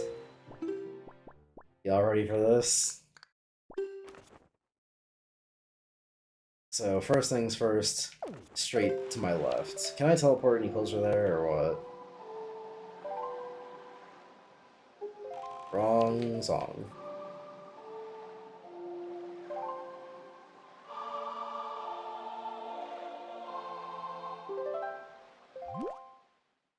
Yeah, I can go Draggers.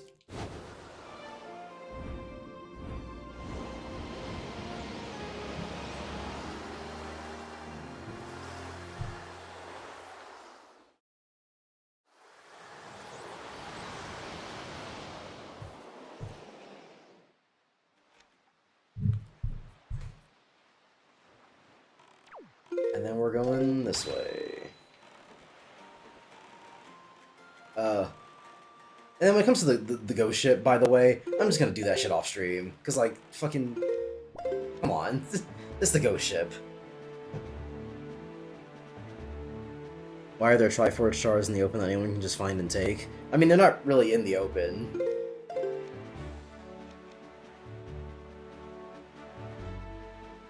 Not sure what gave you that idea. I fucking wish they were in the open! Because it would save me the trouble of, all the bullshit I'm about to have to do. But, no, they are not in the open. Is this the gliding quest? Or the gliding challenge? Yeah. I'm not doing that bullshit. Ba-da-ba-da-bam.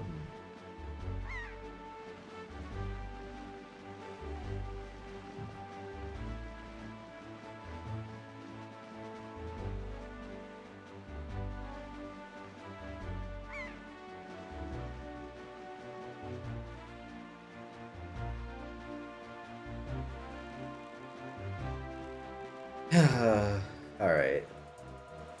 I guess I have to kill the chips, maybe? I don't know. I don't know, and frankly, I don't care.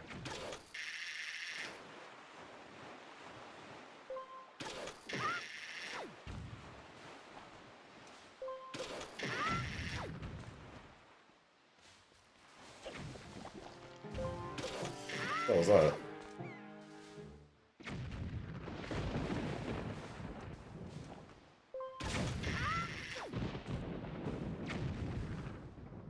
Ooh, a hole.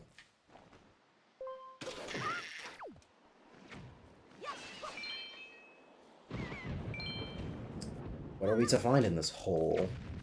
A hole. A hole ended up in this hole. Oh, is the combat? I thought the combat thing was on outset. Am I crazy? I don't know, doesn't matter. You actually...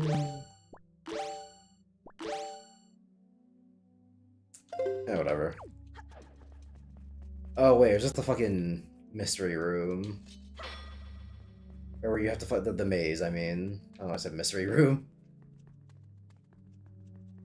Alright. Let's see it. God damn it, fucking I hate these enemies so much.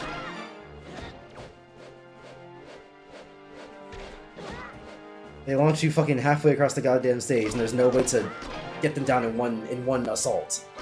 You have to get hit at least once.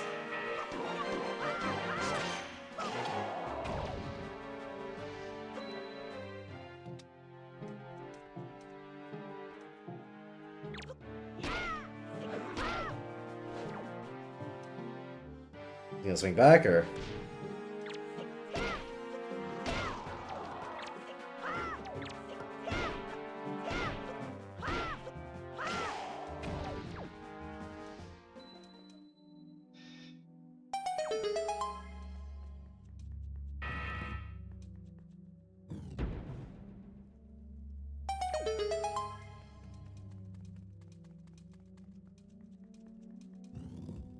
Maybe it is a combat challenge. Just in a different breed.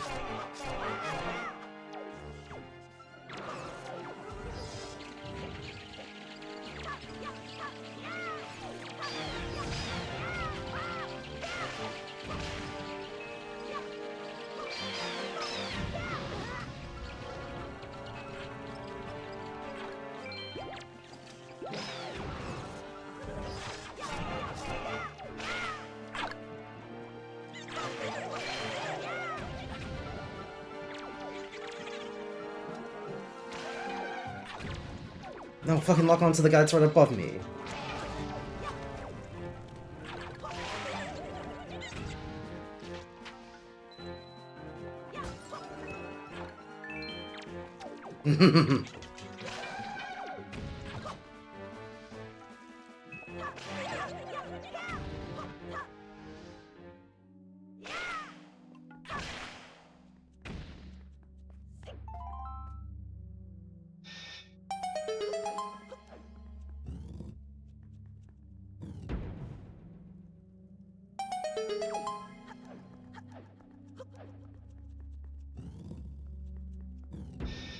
There's just guys in pots. You fucking idiot.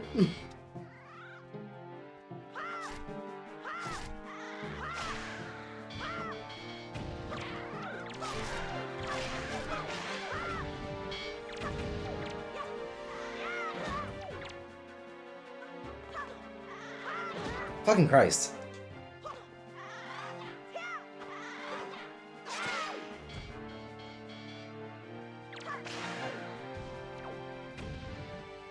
Friendly fire exists in this game for enemies. Yeah. If anything, that's the way it should be. When enemies can fucking melt together in fighting game, not in fighting game, but in games where you fight guys, it gets to be really annoying when they all group up on top of each other, and you can't really do anything but sit there and jerk off.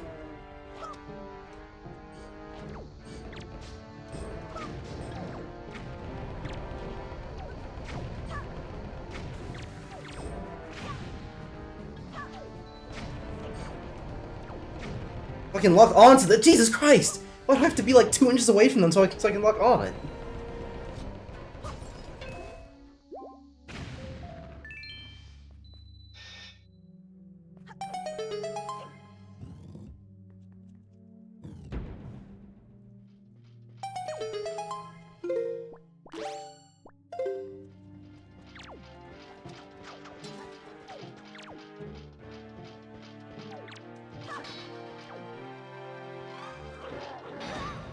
That's awesome.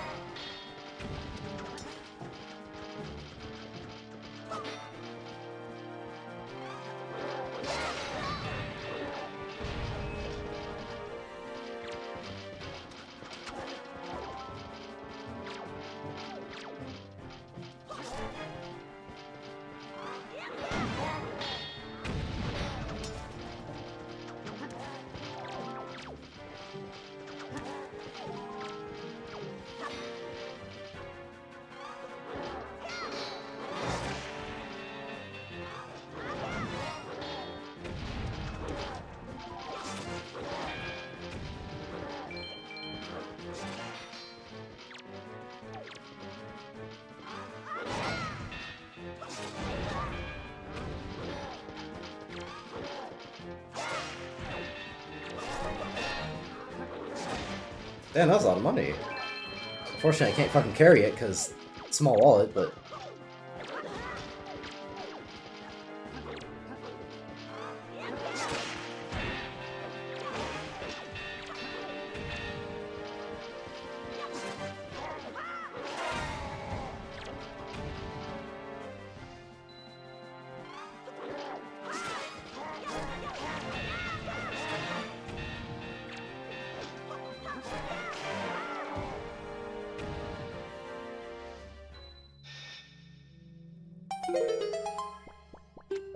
18. 2 more, and I can get the ultimate spin attack.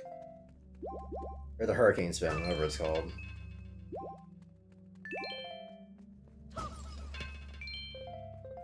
That's particularly useful, but it's cool. Then where am I going now? I didn't even... Right.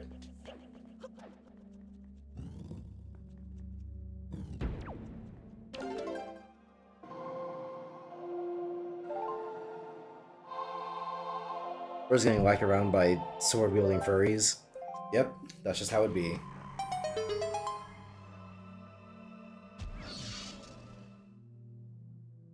This is another one where I feel like it's not very intuitive. It's like, oh yeah, there's a thing symbol on the floor. What does that mean? Fucking, I don't know. It could mean anything. 7 more. Oh yeah, baby.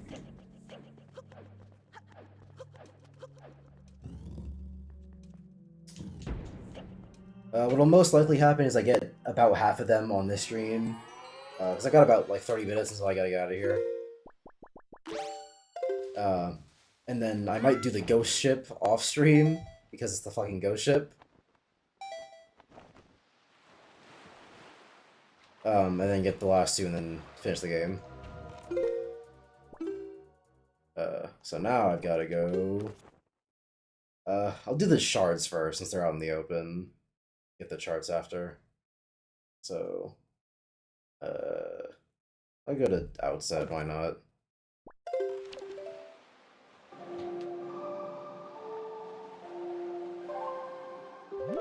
Send me here.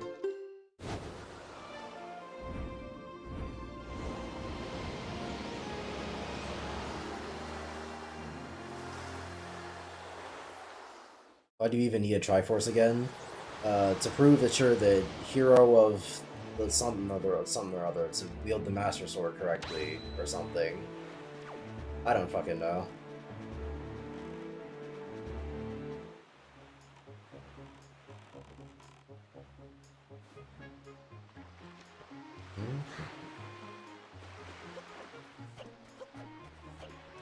I have an empty ball, so I'm gonna have Grandma fill that up, and then I'll do the thing.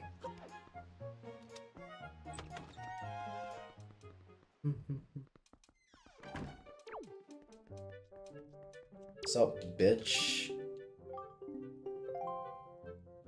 Well, I want more.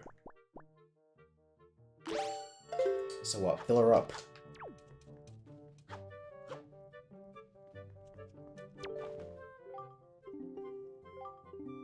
I want more, though! God damn it. Useless woman.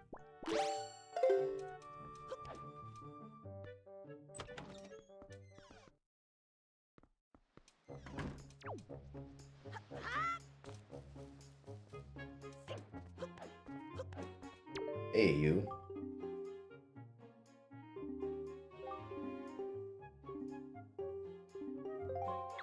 Shut up. That one's always funny. Remember when you need this asshole for the fucking Triforce quest?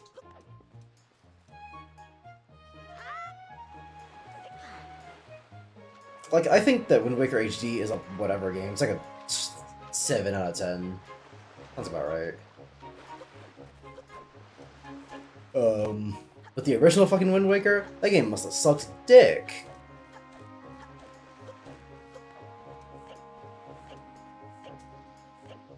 Like, I almost considered playing the original Wind Waker for the stream, but then I remembered the fact that the Swiftail doesn't exist in the original Wind Waker, and I said, oh, no, fuck that, actually.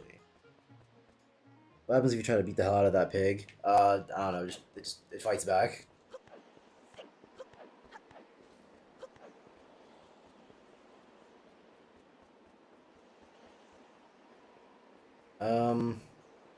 I'm 90% sure that I'm supposed to glide over there.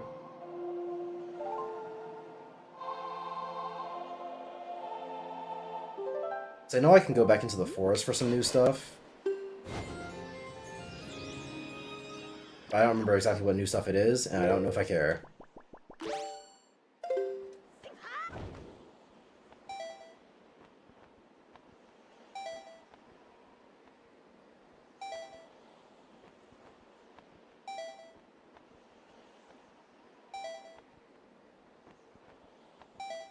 All I know is that the Triforce quest is here because they gate you off from doing it with the Moyai. Moyai.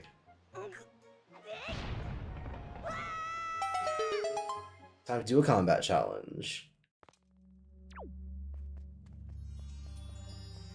And if I go do some extra floors, I believe that I can get the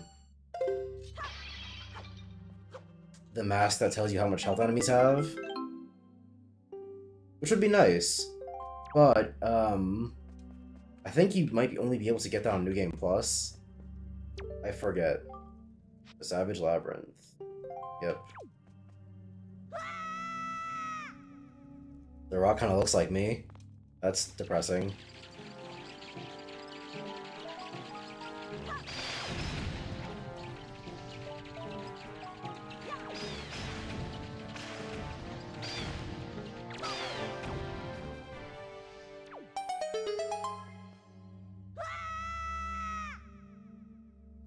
Do you have to scream every time, Link?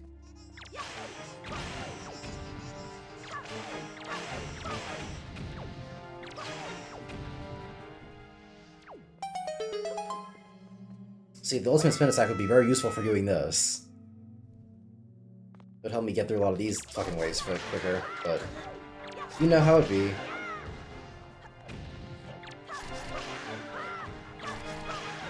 Which is to say that it be some old bullshit. Also, how the fuck did you pick that up? Power Bangles, bitch.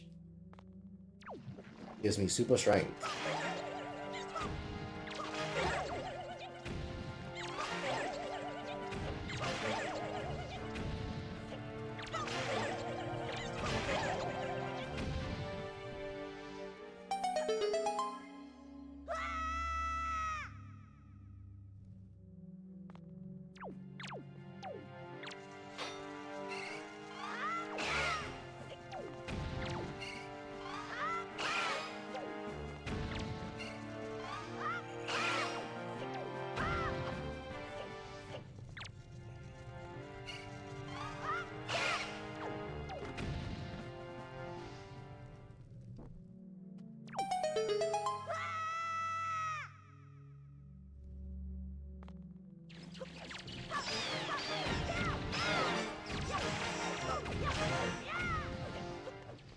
So far, this labyrinth is very savage. It's also not really a labyrinth. It's more of a gauntlet. The labyrinth implies a maze. And the ability to be misdirected.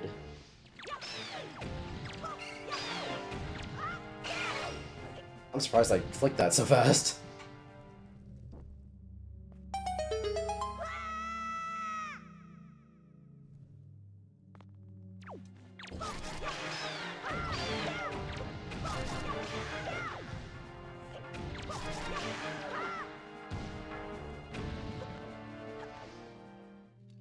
Ew, bitch. That doesn't sound applying. Usually I would have preferred if they gave you gloves that slightly changes your model, like adding gloves or some shit, like how in Ocarina of Time you get those silver and gold plated gloves or some shit, small quality of life shit. I mean, no, it does change Link's model.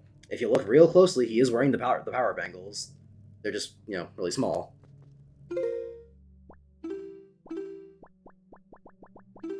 Because, I mean, that's what they look like. They're just bracelets.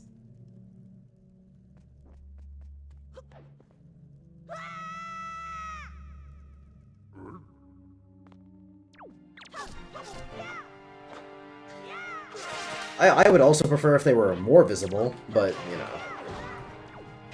they are there.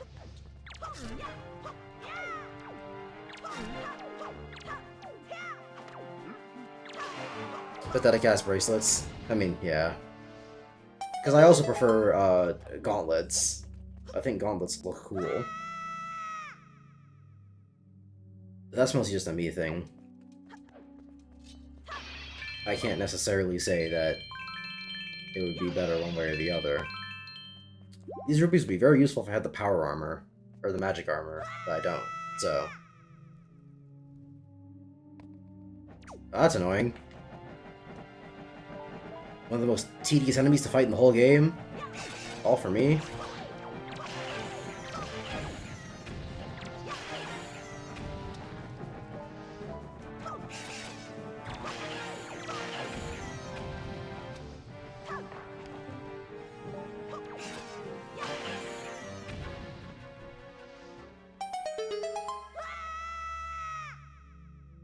You need to yell every time, Link. You know exactly what's happening to you.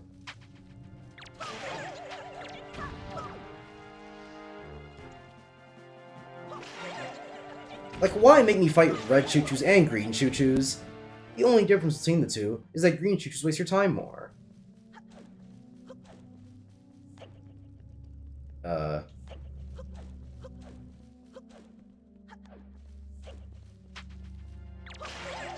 That's annoying.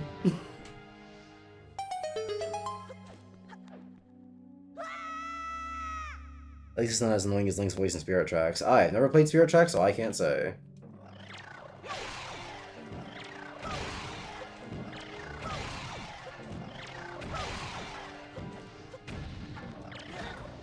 This labyrinth isn't very savage, if you ask me.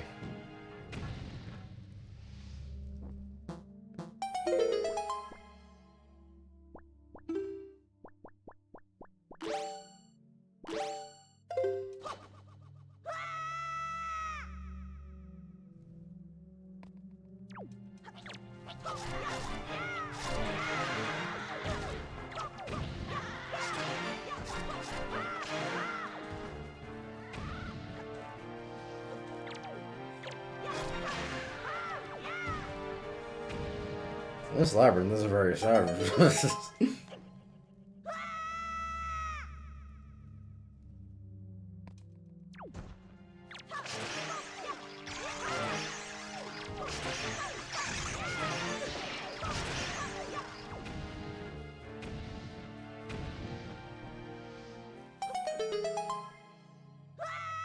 looks so easy. Why must they drop such easy ass enemies?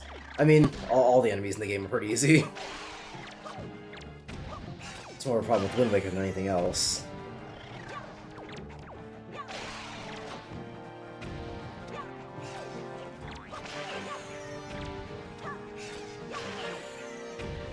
I mean, you know, I talked about it on the last stream too, but the fact that Zelda is always like a puzzle action series means that one always gets more focus than the other. And it's typically the puzzles that get more focus than the action. Because the action in Zelda games usually sucks.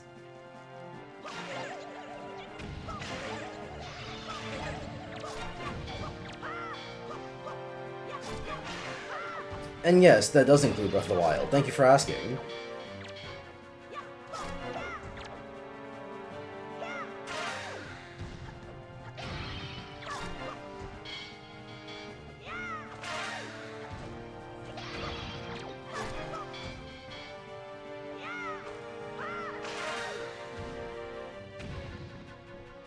What about Hyrule Warriors? Never played. I mean, Hyrule Warriors doesn't fucking count. God damn, I hate when people ask about Hyrule Warriors. It's not a fucking Zelda game. It's a Musou game. Otherwise known as a Warriors game. Those barely even count as video games.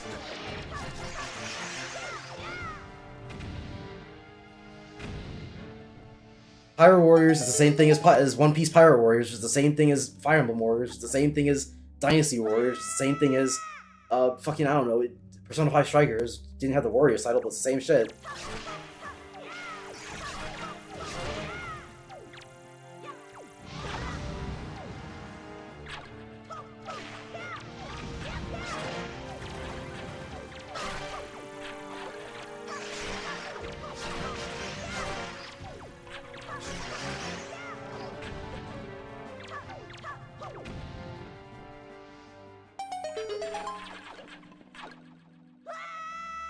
Hyrule Warriors doesn't even have any fucking puzzles in it, because it's not a Zelda game. It's a Warriors game.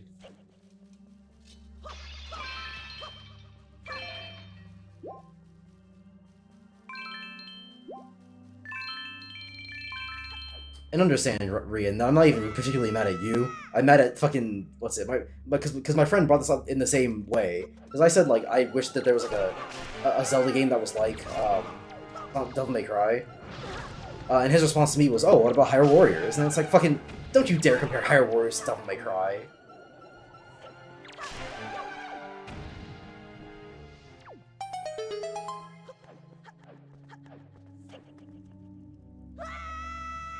Because yeah, no, the Warriors games aren't.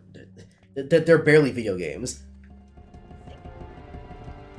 Like, if you want to know what kind of person I am when it comes to like what even is a video game, I don't count visual novels as video games. Like, obviously I do in the sense that like you'll find a visual novel on the Steam page, so it is by definition a video game. But most visual novels aren't like, they don't give you choices. They don't like choose your own adventures. They're just like, you know, cutscene simulators. So I barely even count visual novels as video games, because, I mean, that's just what they are, visual novels. And even that's not entirely accurate as a name, because fucking a movie is a visual novel. But a movie doesn't ask you to fucking put your hand on the mouse button to fucking, or on your mouse to left click every now and then to have the scenes progress. God, I hate this fucking game. So yeah, so when it comes to things like that, if a video game is like barely asking anything of the player, I don't even really count as video games.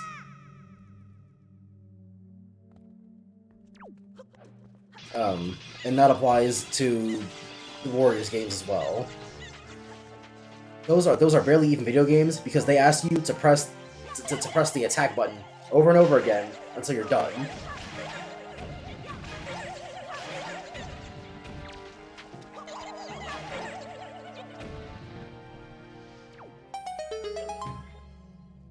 And I don't even particularly hate the Warriors games for this or anything, because there are things to do in the Warriors games. I just hate them being brought up in conversation, because it's like, they're not even really video games.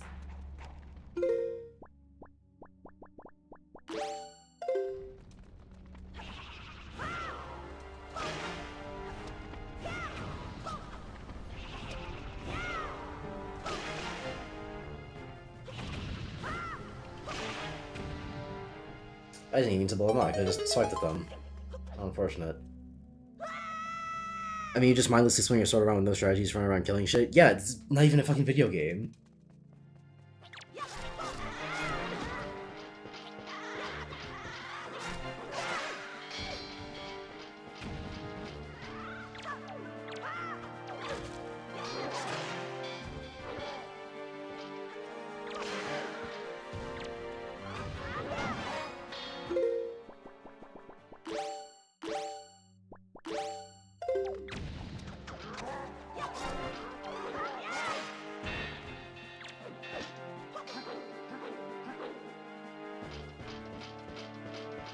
Where the hell is he?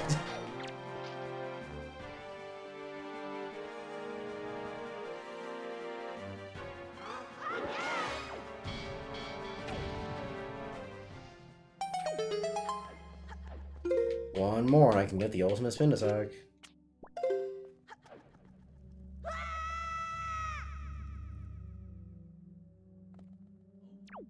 What the fuck is this AI? Who's to say?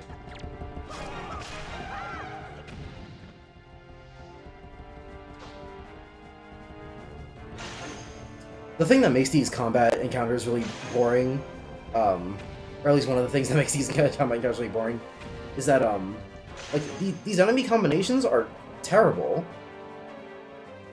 And I don't know, maybe you can chalk it up to Wind Waker's not having good enemies or the AI not being very good.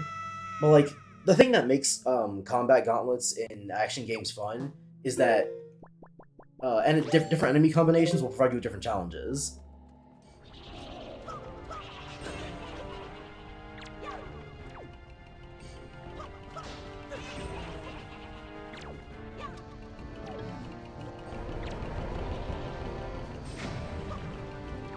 But in this game, most enemies are just kind of like the same thing. Like, is there any meaningful difference between the way I fight these flaming skulls and the fucking purple flaming skulls? Or between the way I fight the flaming skulls and the yellow hovering things? Or between the way I fight Dark Nuts and every other enemy with a sword in the game?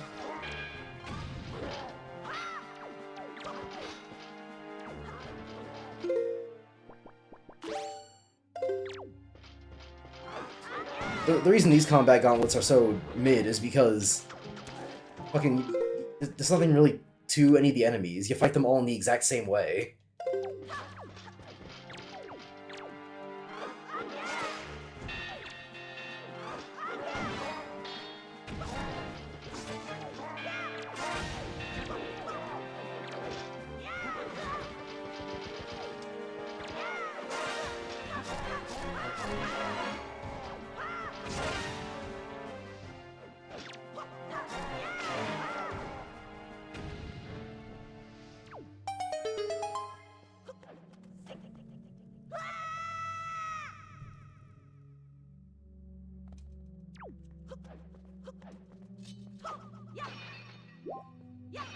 Maybe for the combat stuff that's so simple and easy. I mean, but like simple and easy doesn't even like finish describing it.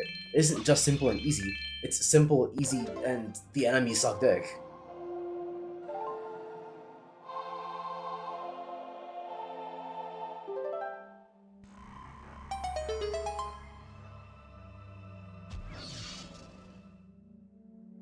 I've only got like 10 minutes left before I gotta get out of here.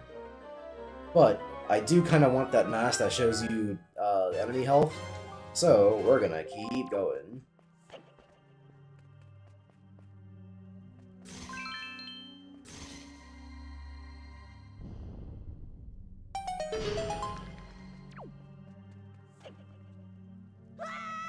They could have made at least some of the enemies do more damage. Yeah, no, that could be something.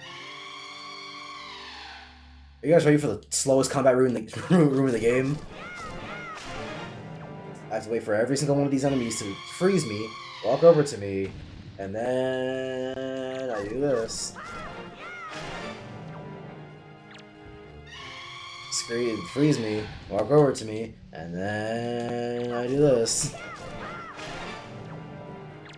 They freeze me, they walk over to me, then I do this. Like, this is the chief example for why the combat in this game is uninteresting. / why these combat gauntlets are uninteresting. I fight all of these enemies in the exact same way. You know what do you know what I do to the bokoblins? I go up to them and I hit them with my sword. You know what I do to fucking redeads? I go up to them and I hit them with my sword.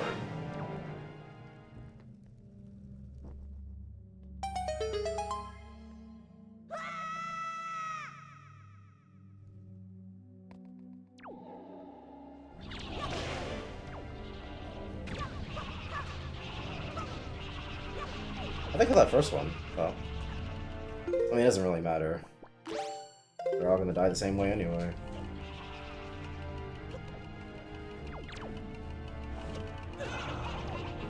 How obnoxious. And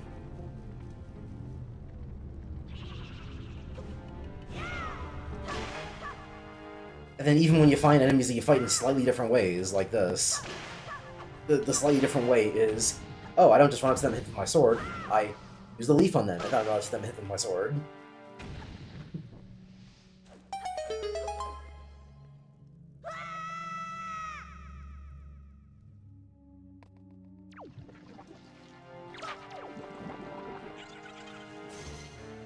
I'm just gonna...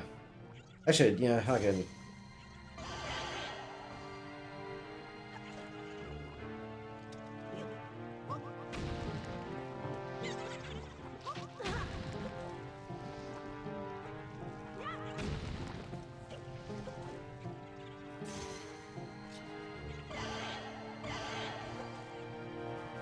I'm surprised I got the other one in the corner. That was a pure coincidence. Like, do they have to make the combat music loop so... That also, is what makes this annoying. That the music is, not very interesting, to say the least.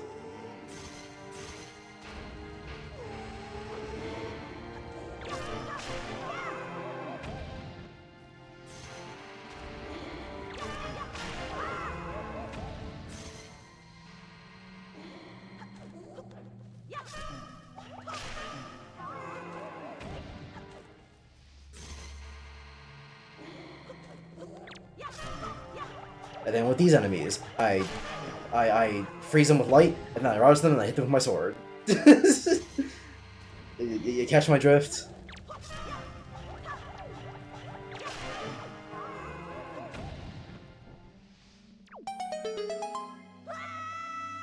Ocarina of Time had a better combat theme IMO? I don't know, maybe. I didn't listen to the game all that much.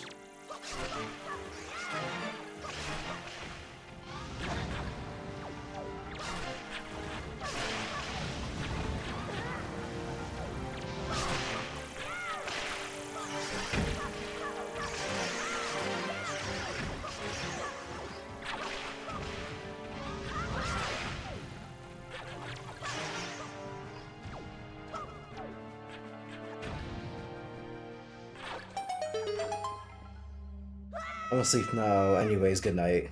See you, Rian.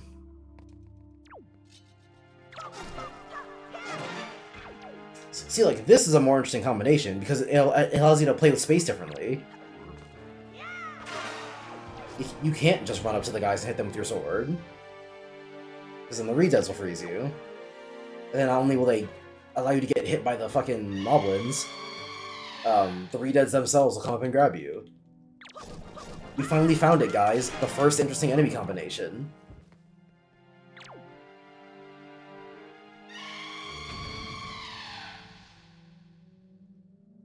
Oh wait, there's a light pillar in here.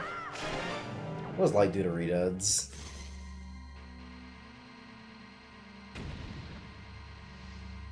Freeze them? Alright, well, I was kind of right. It was the first interesting enemy combination, but they also made it way easier. Because you actually couldn't use light on Redeads in the Earth Temple. At least I don't believe there were any places for you to use light on Redeads.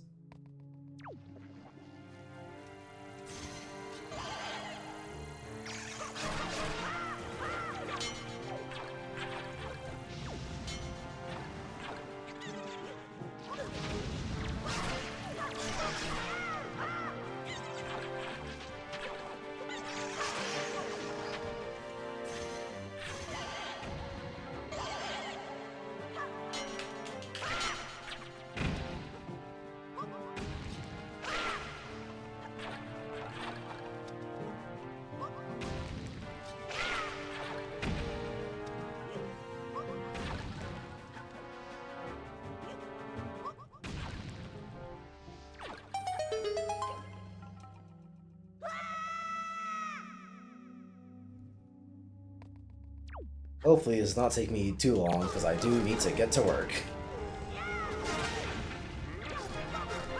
I mean, I said I had half an hour, but like, I have like... I still have like 10 minutes from now.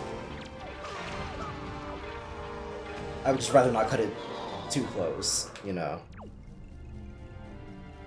I honestly forgot these guys could possess you. Oh, if I let them possess me, then bring them into the light. Can I really just kill them like that? Oh, wow. So it makes that go quicker.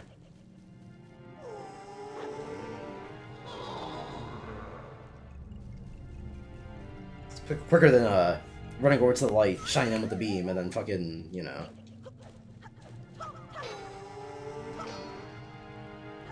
Or not.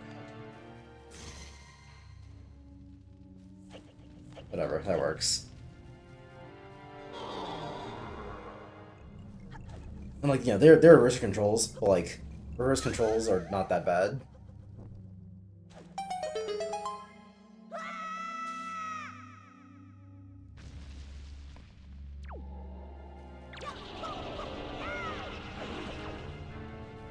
See, this is also a more interesting enemy comp.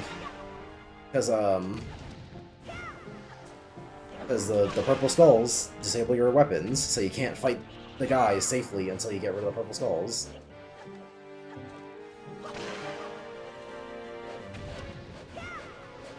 Definitely not a masterclass in design or anything, but you know, it's something.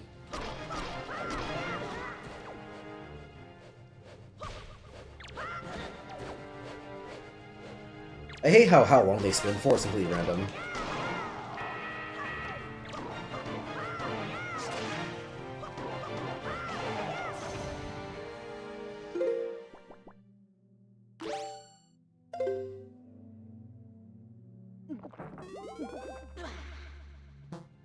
Restores magic too. It's crazy.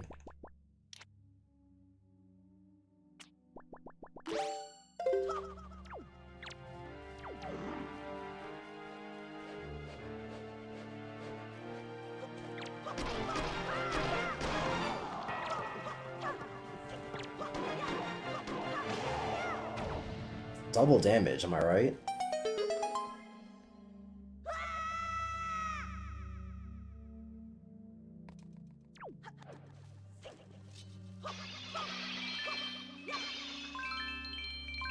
This money would be really nice if I had a bigger wallet. If I knew they were gonna give me all this money, I would have gotten the bigger wallet first. And no more double damage.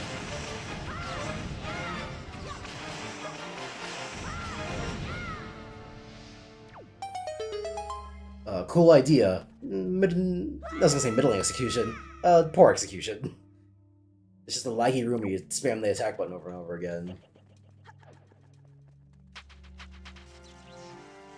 This is something.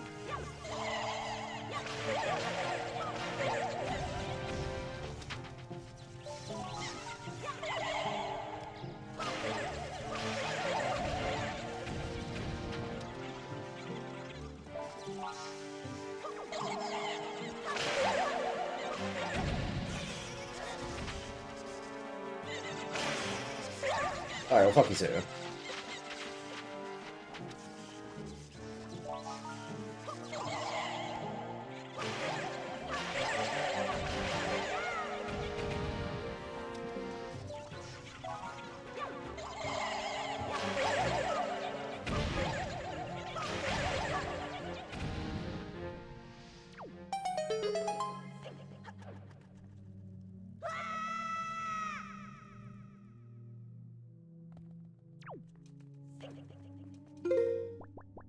I wonder what this might be.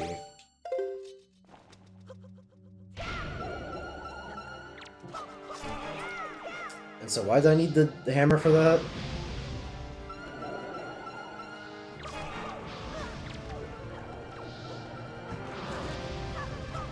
This isn't a particularly hard enemy comp, but it's something.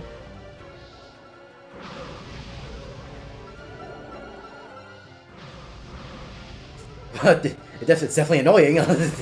That's what it is.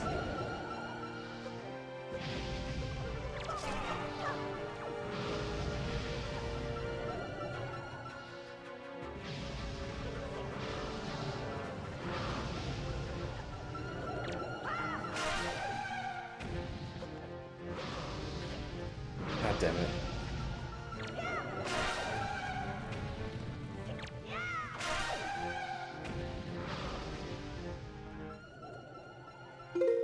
Alright, bitch, if you wanna come down.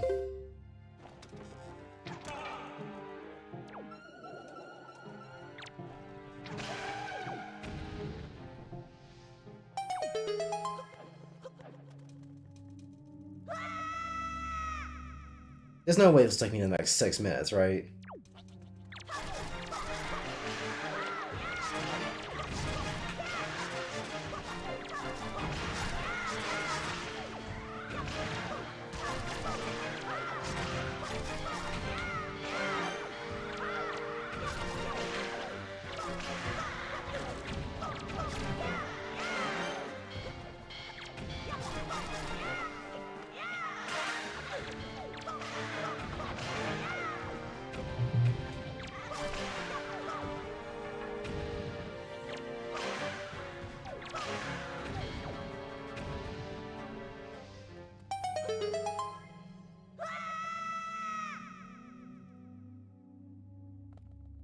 Oh god, well, when they put a bunch of fucking redeads in here, of course it's gonna take me 6 minutes.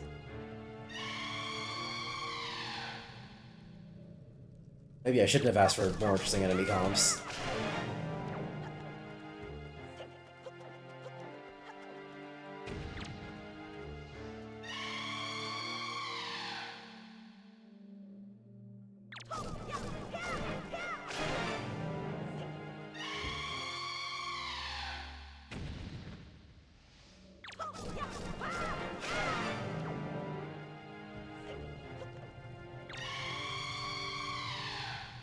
Actually, yeah, what happens if I hit the skeletons with the skull hammer? Because the most annoying part is breaking them apart, but what if I just do this? Nope, not that helpful. Bombs?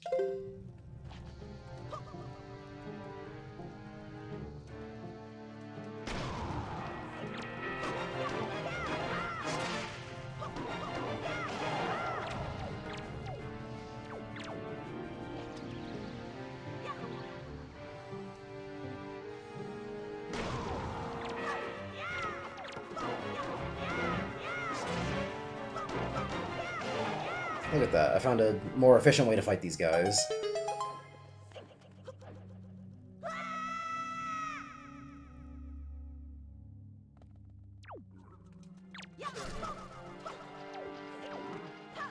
Hey, bombs can solve everything.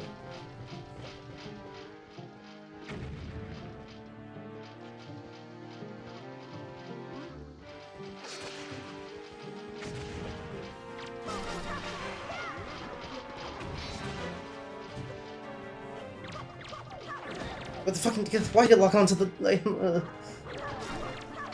How does it choose how to lock onto these people? I swear to God.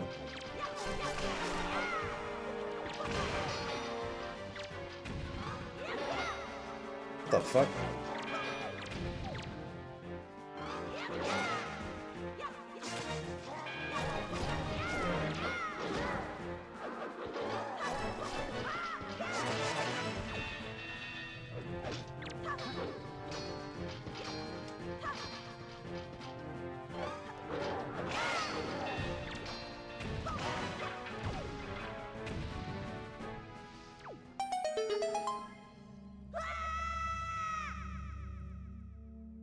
There's no way this will be the pit of 100 trials, right?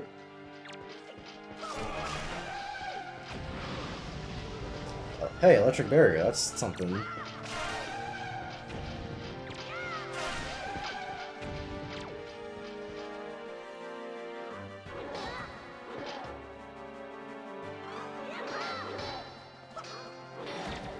Ah.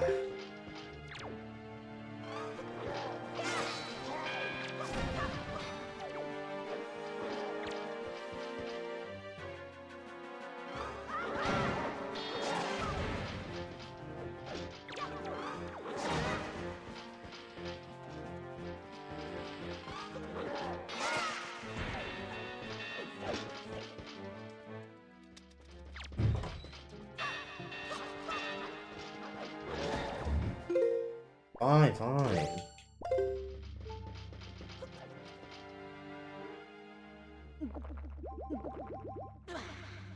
I can't even particularly call this room hard, it's just annoying.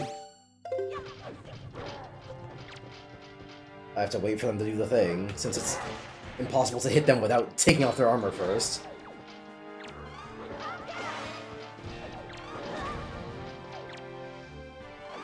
Remember how much I loved, what's their face? Marauders and Doom Eternal? Same deal.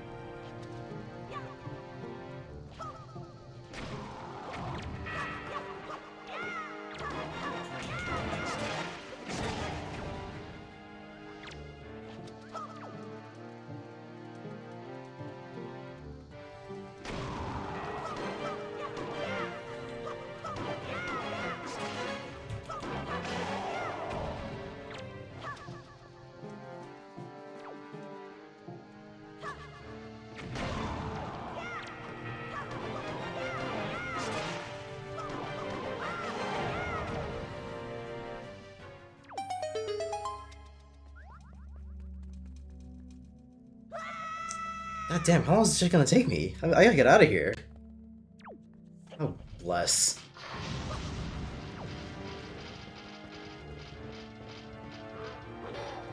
Alright, no, this is gonna take me too long. I gotta go. I'm finishing this one off stream.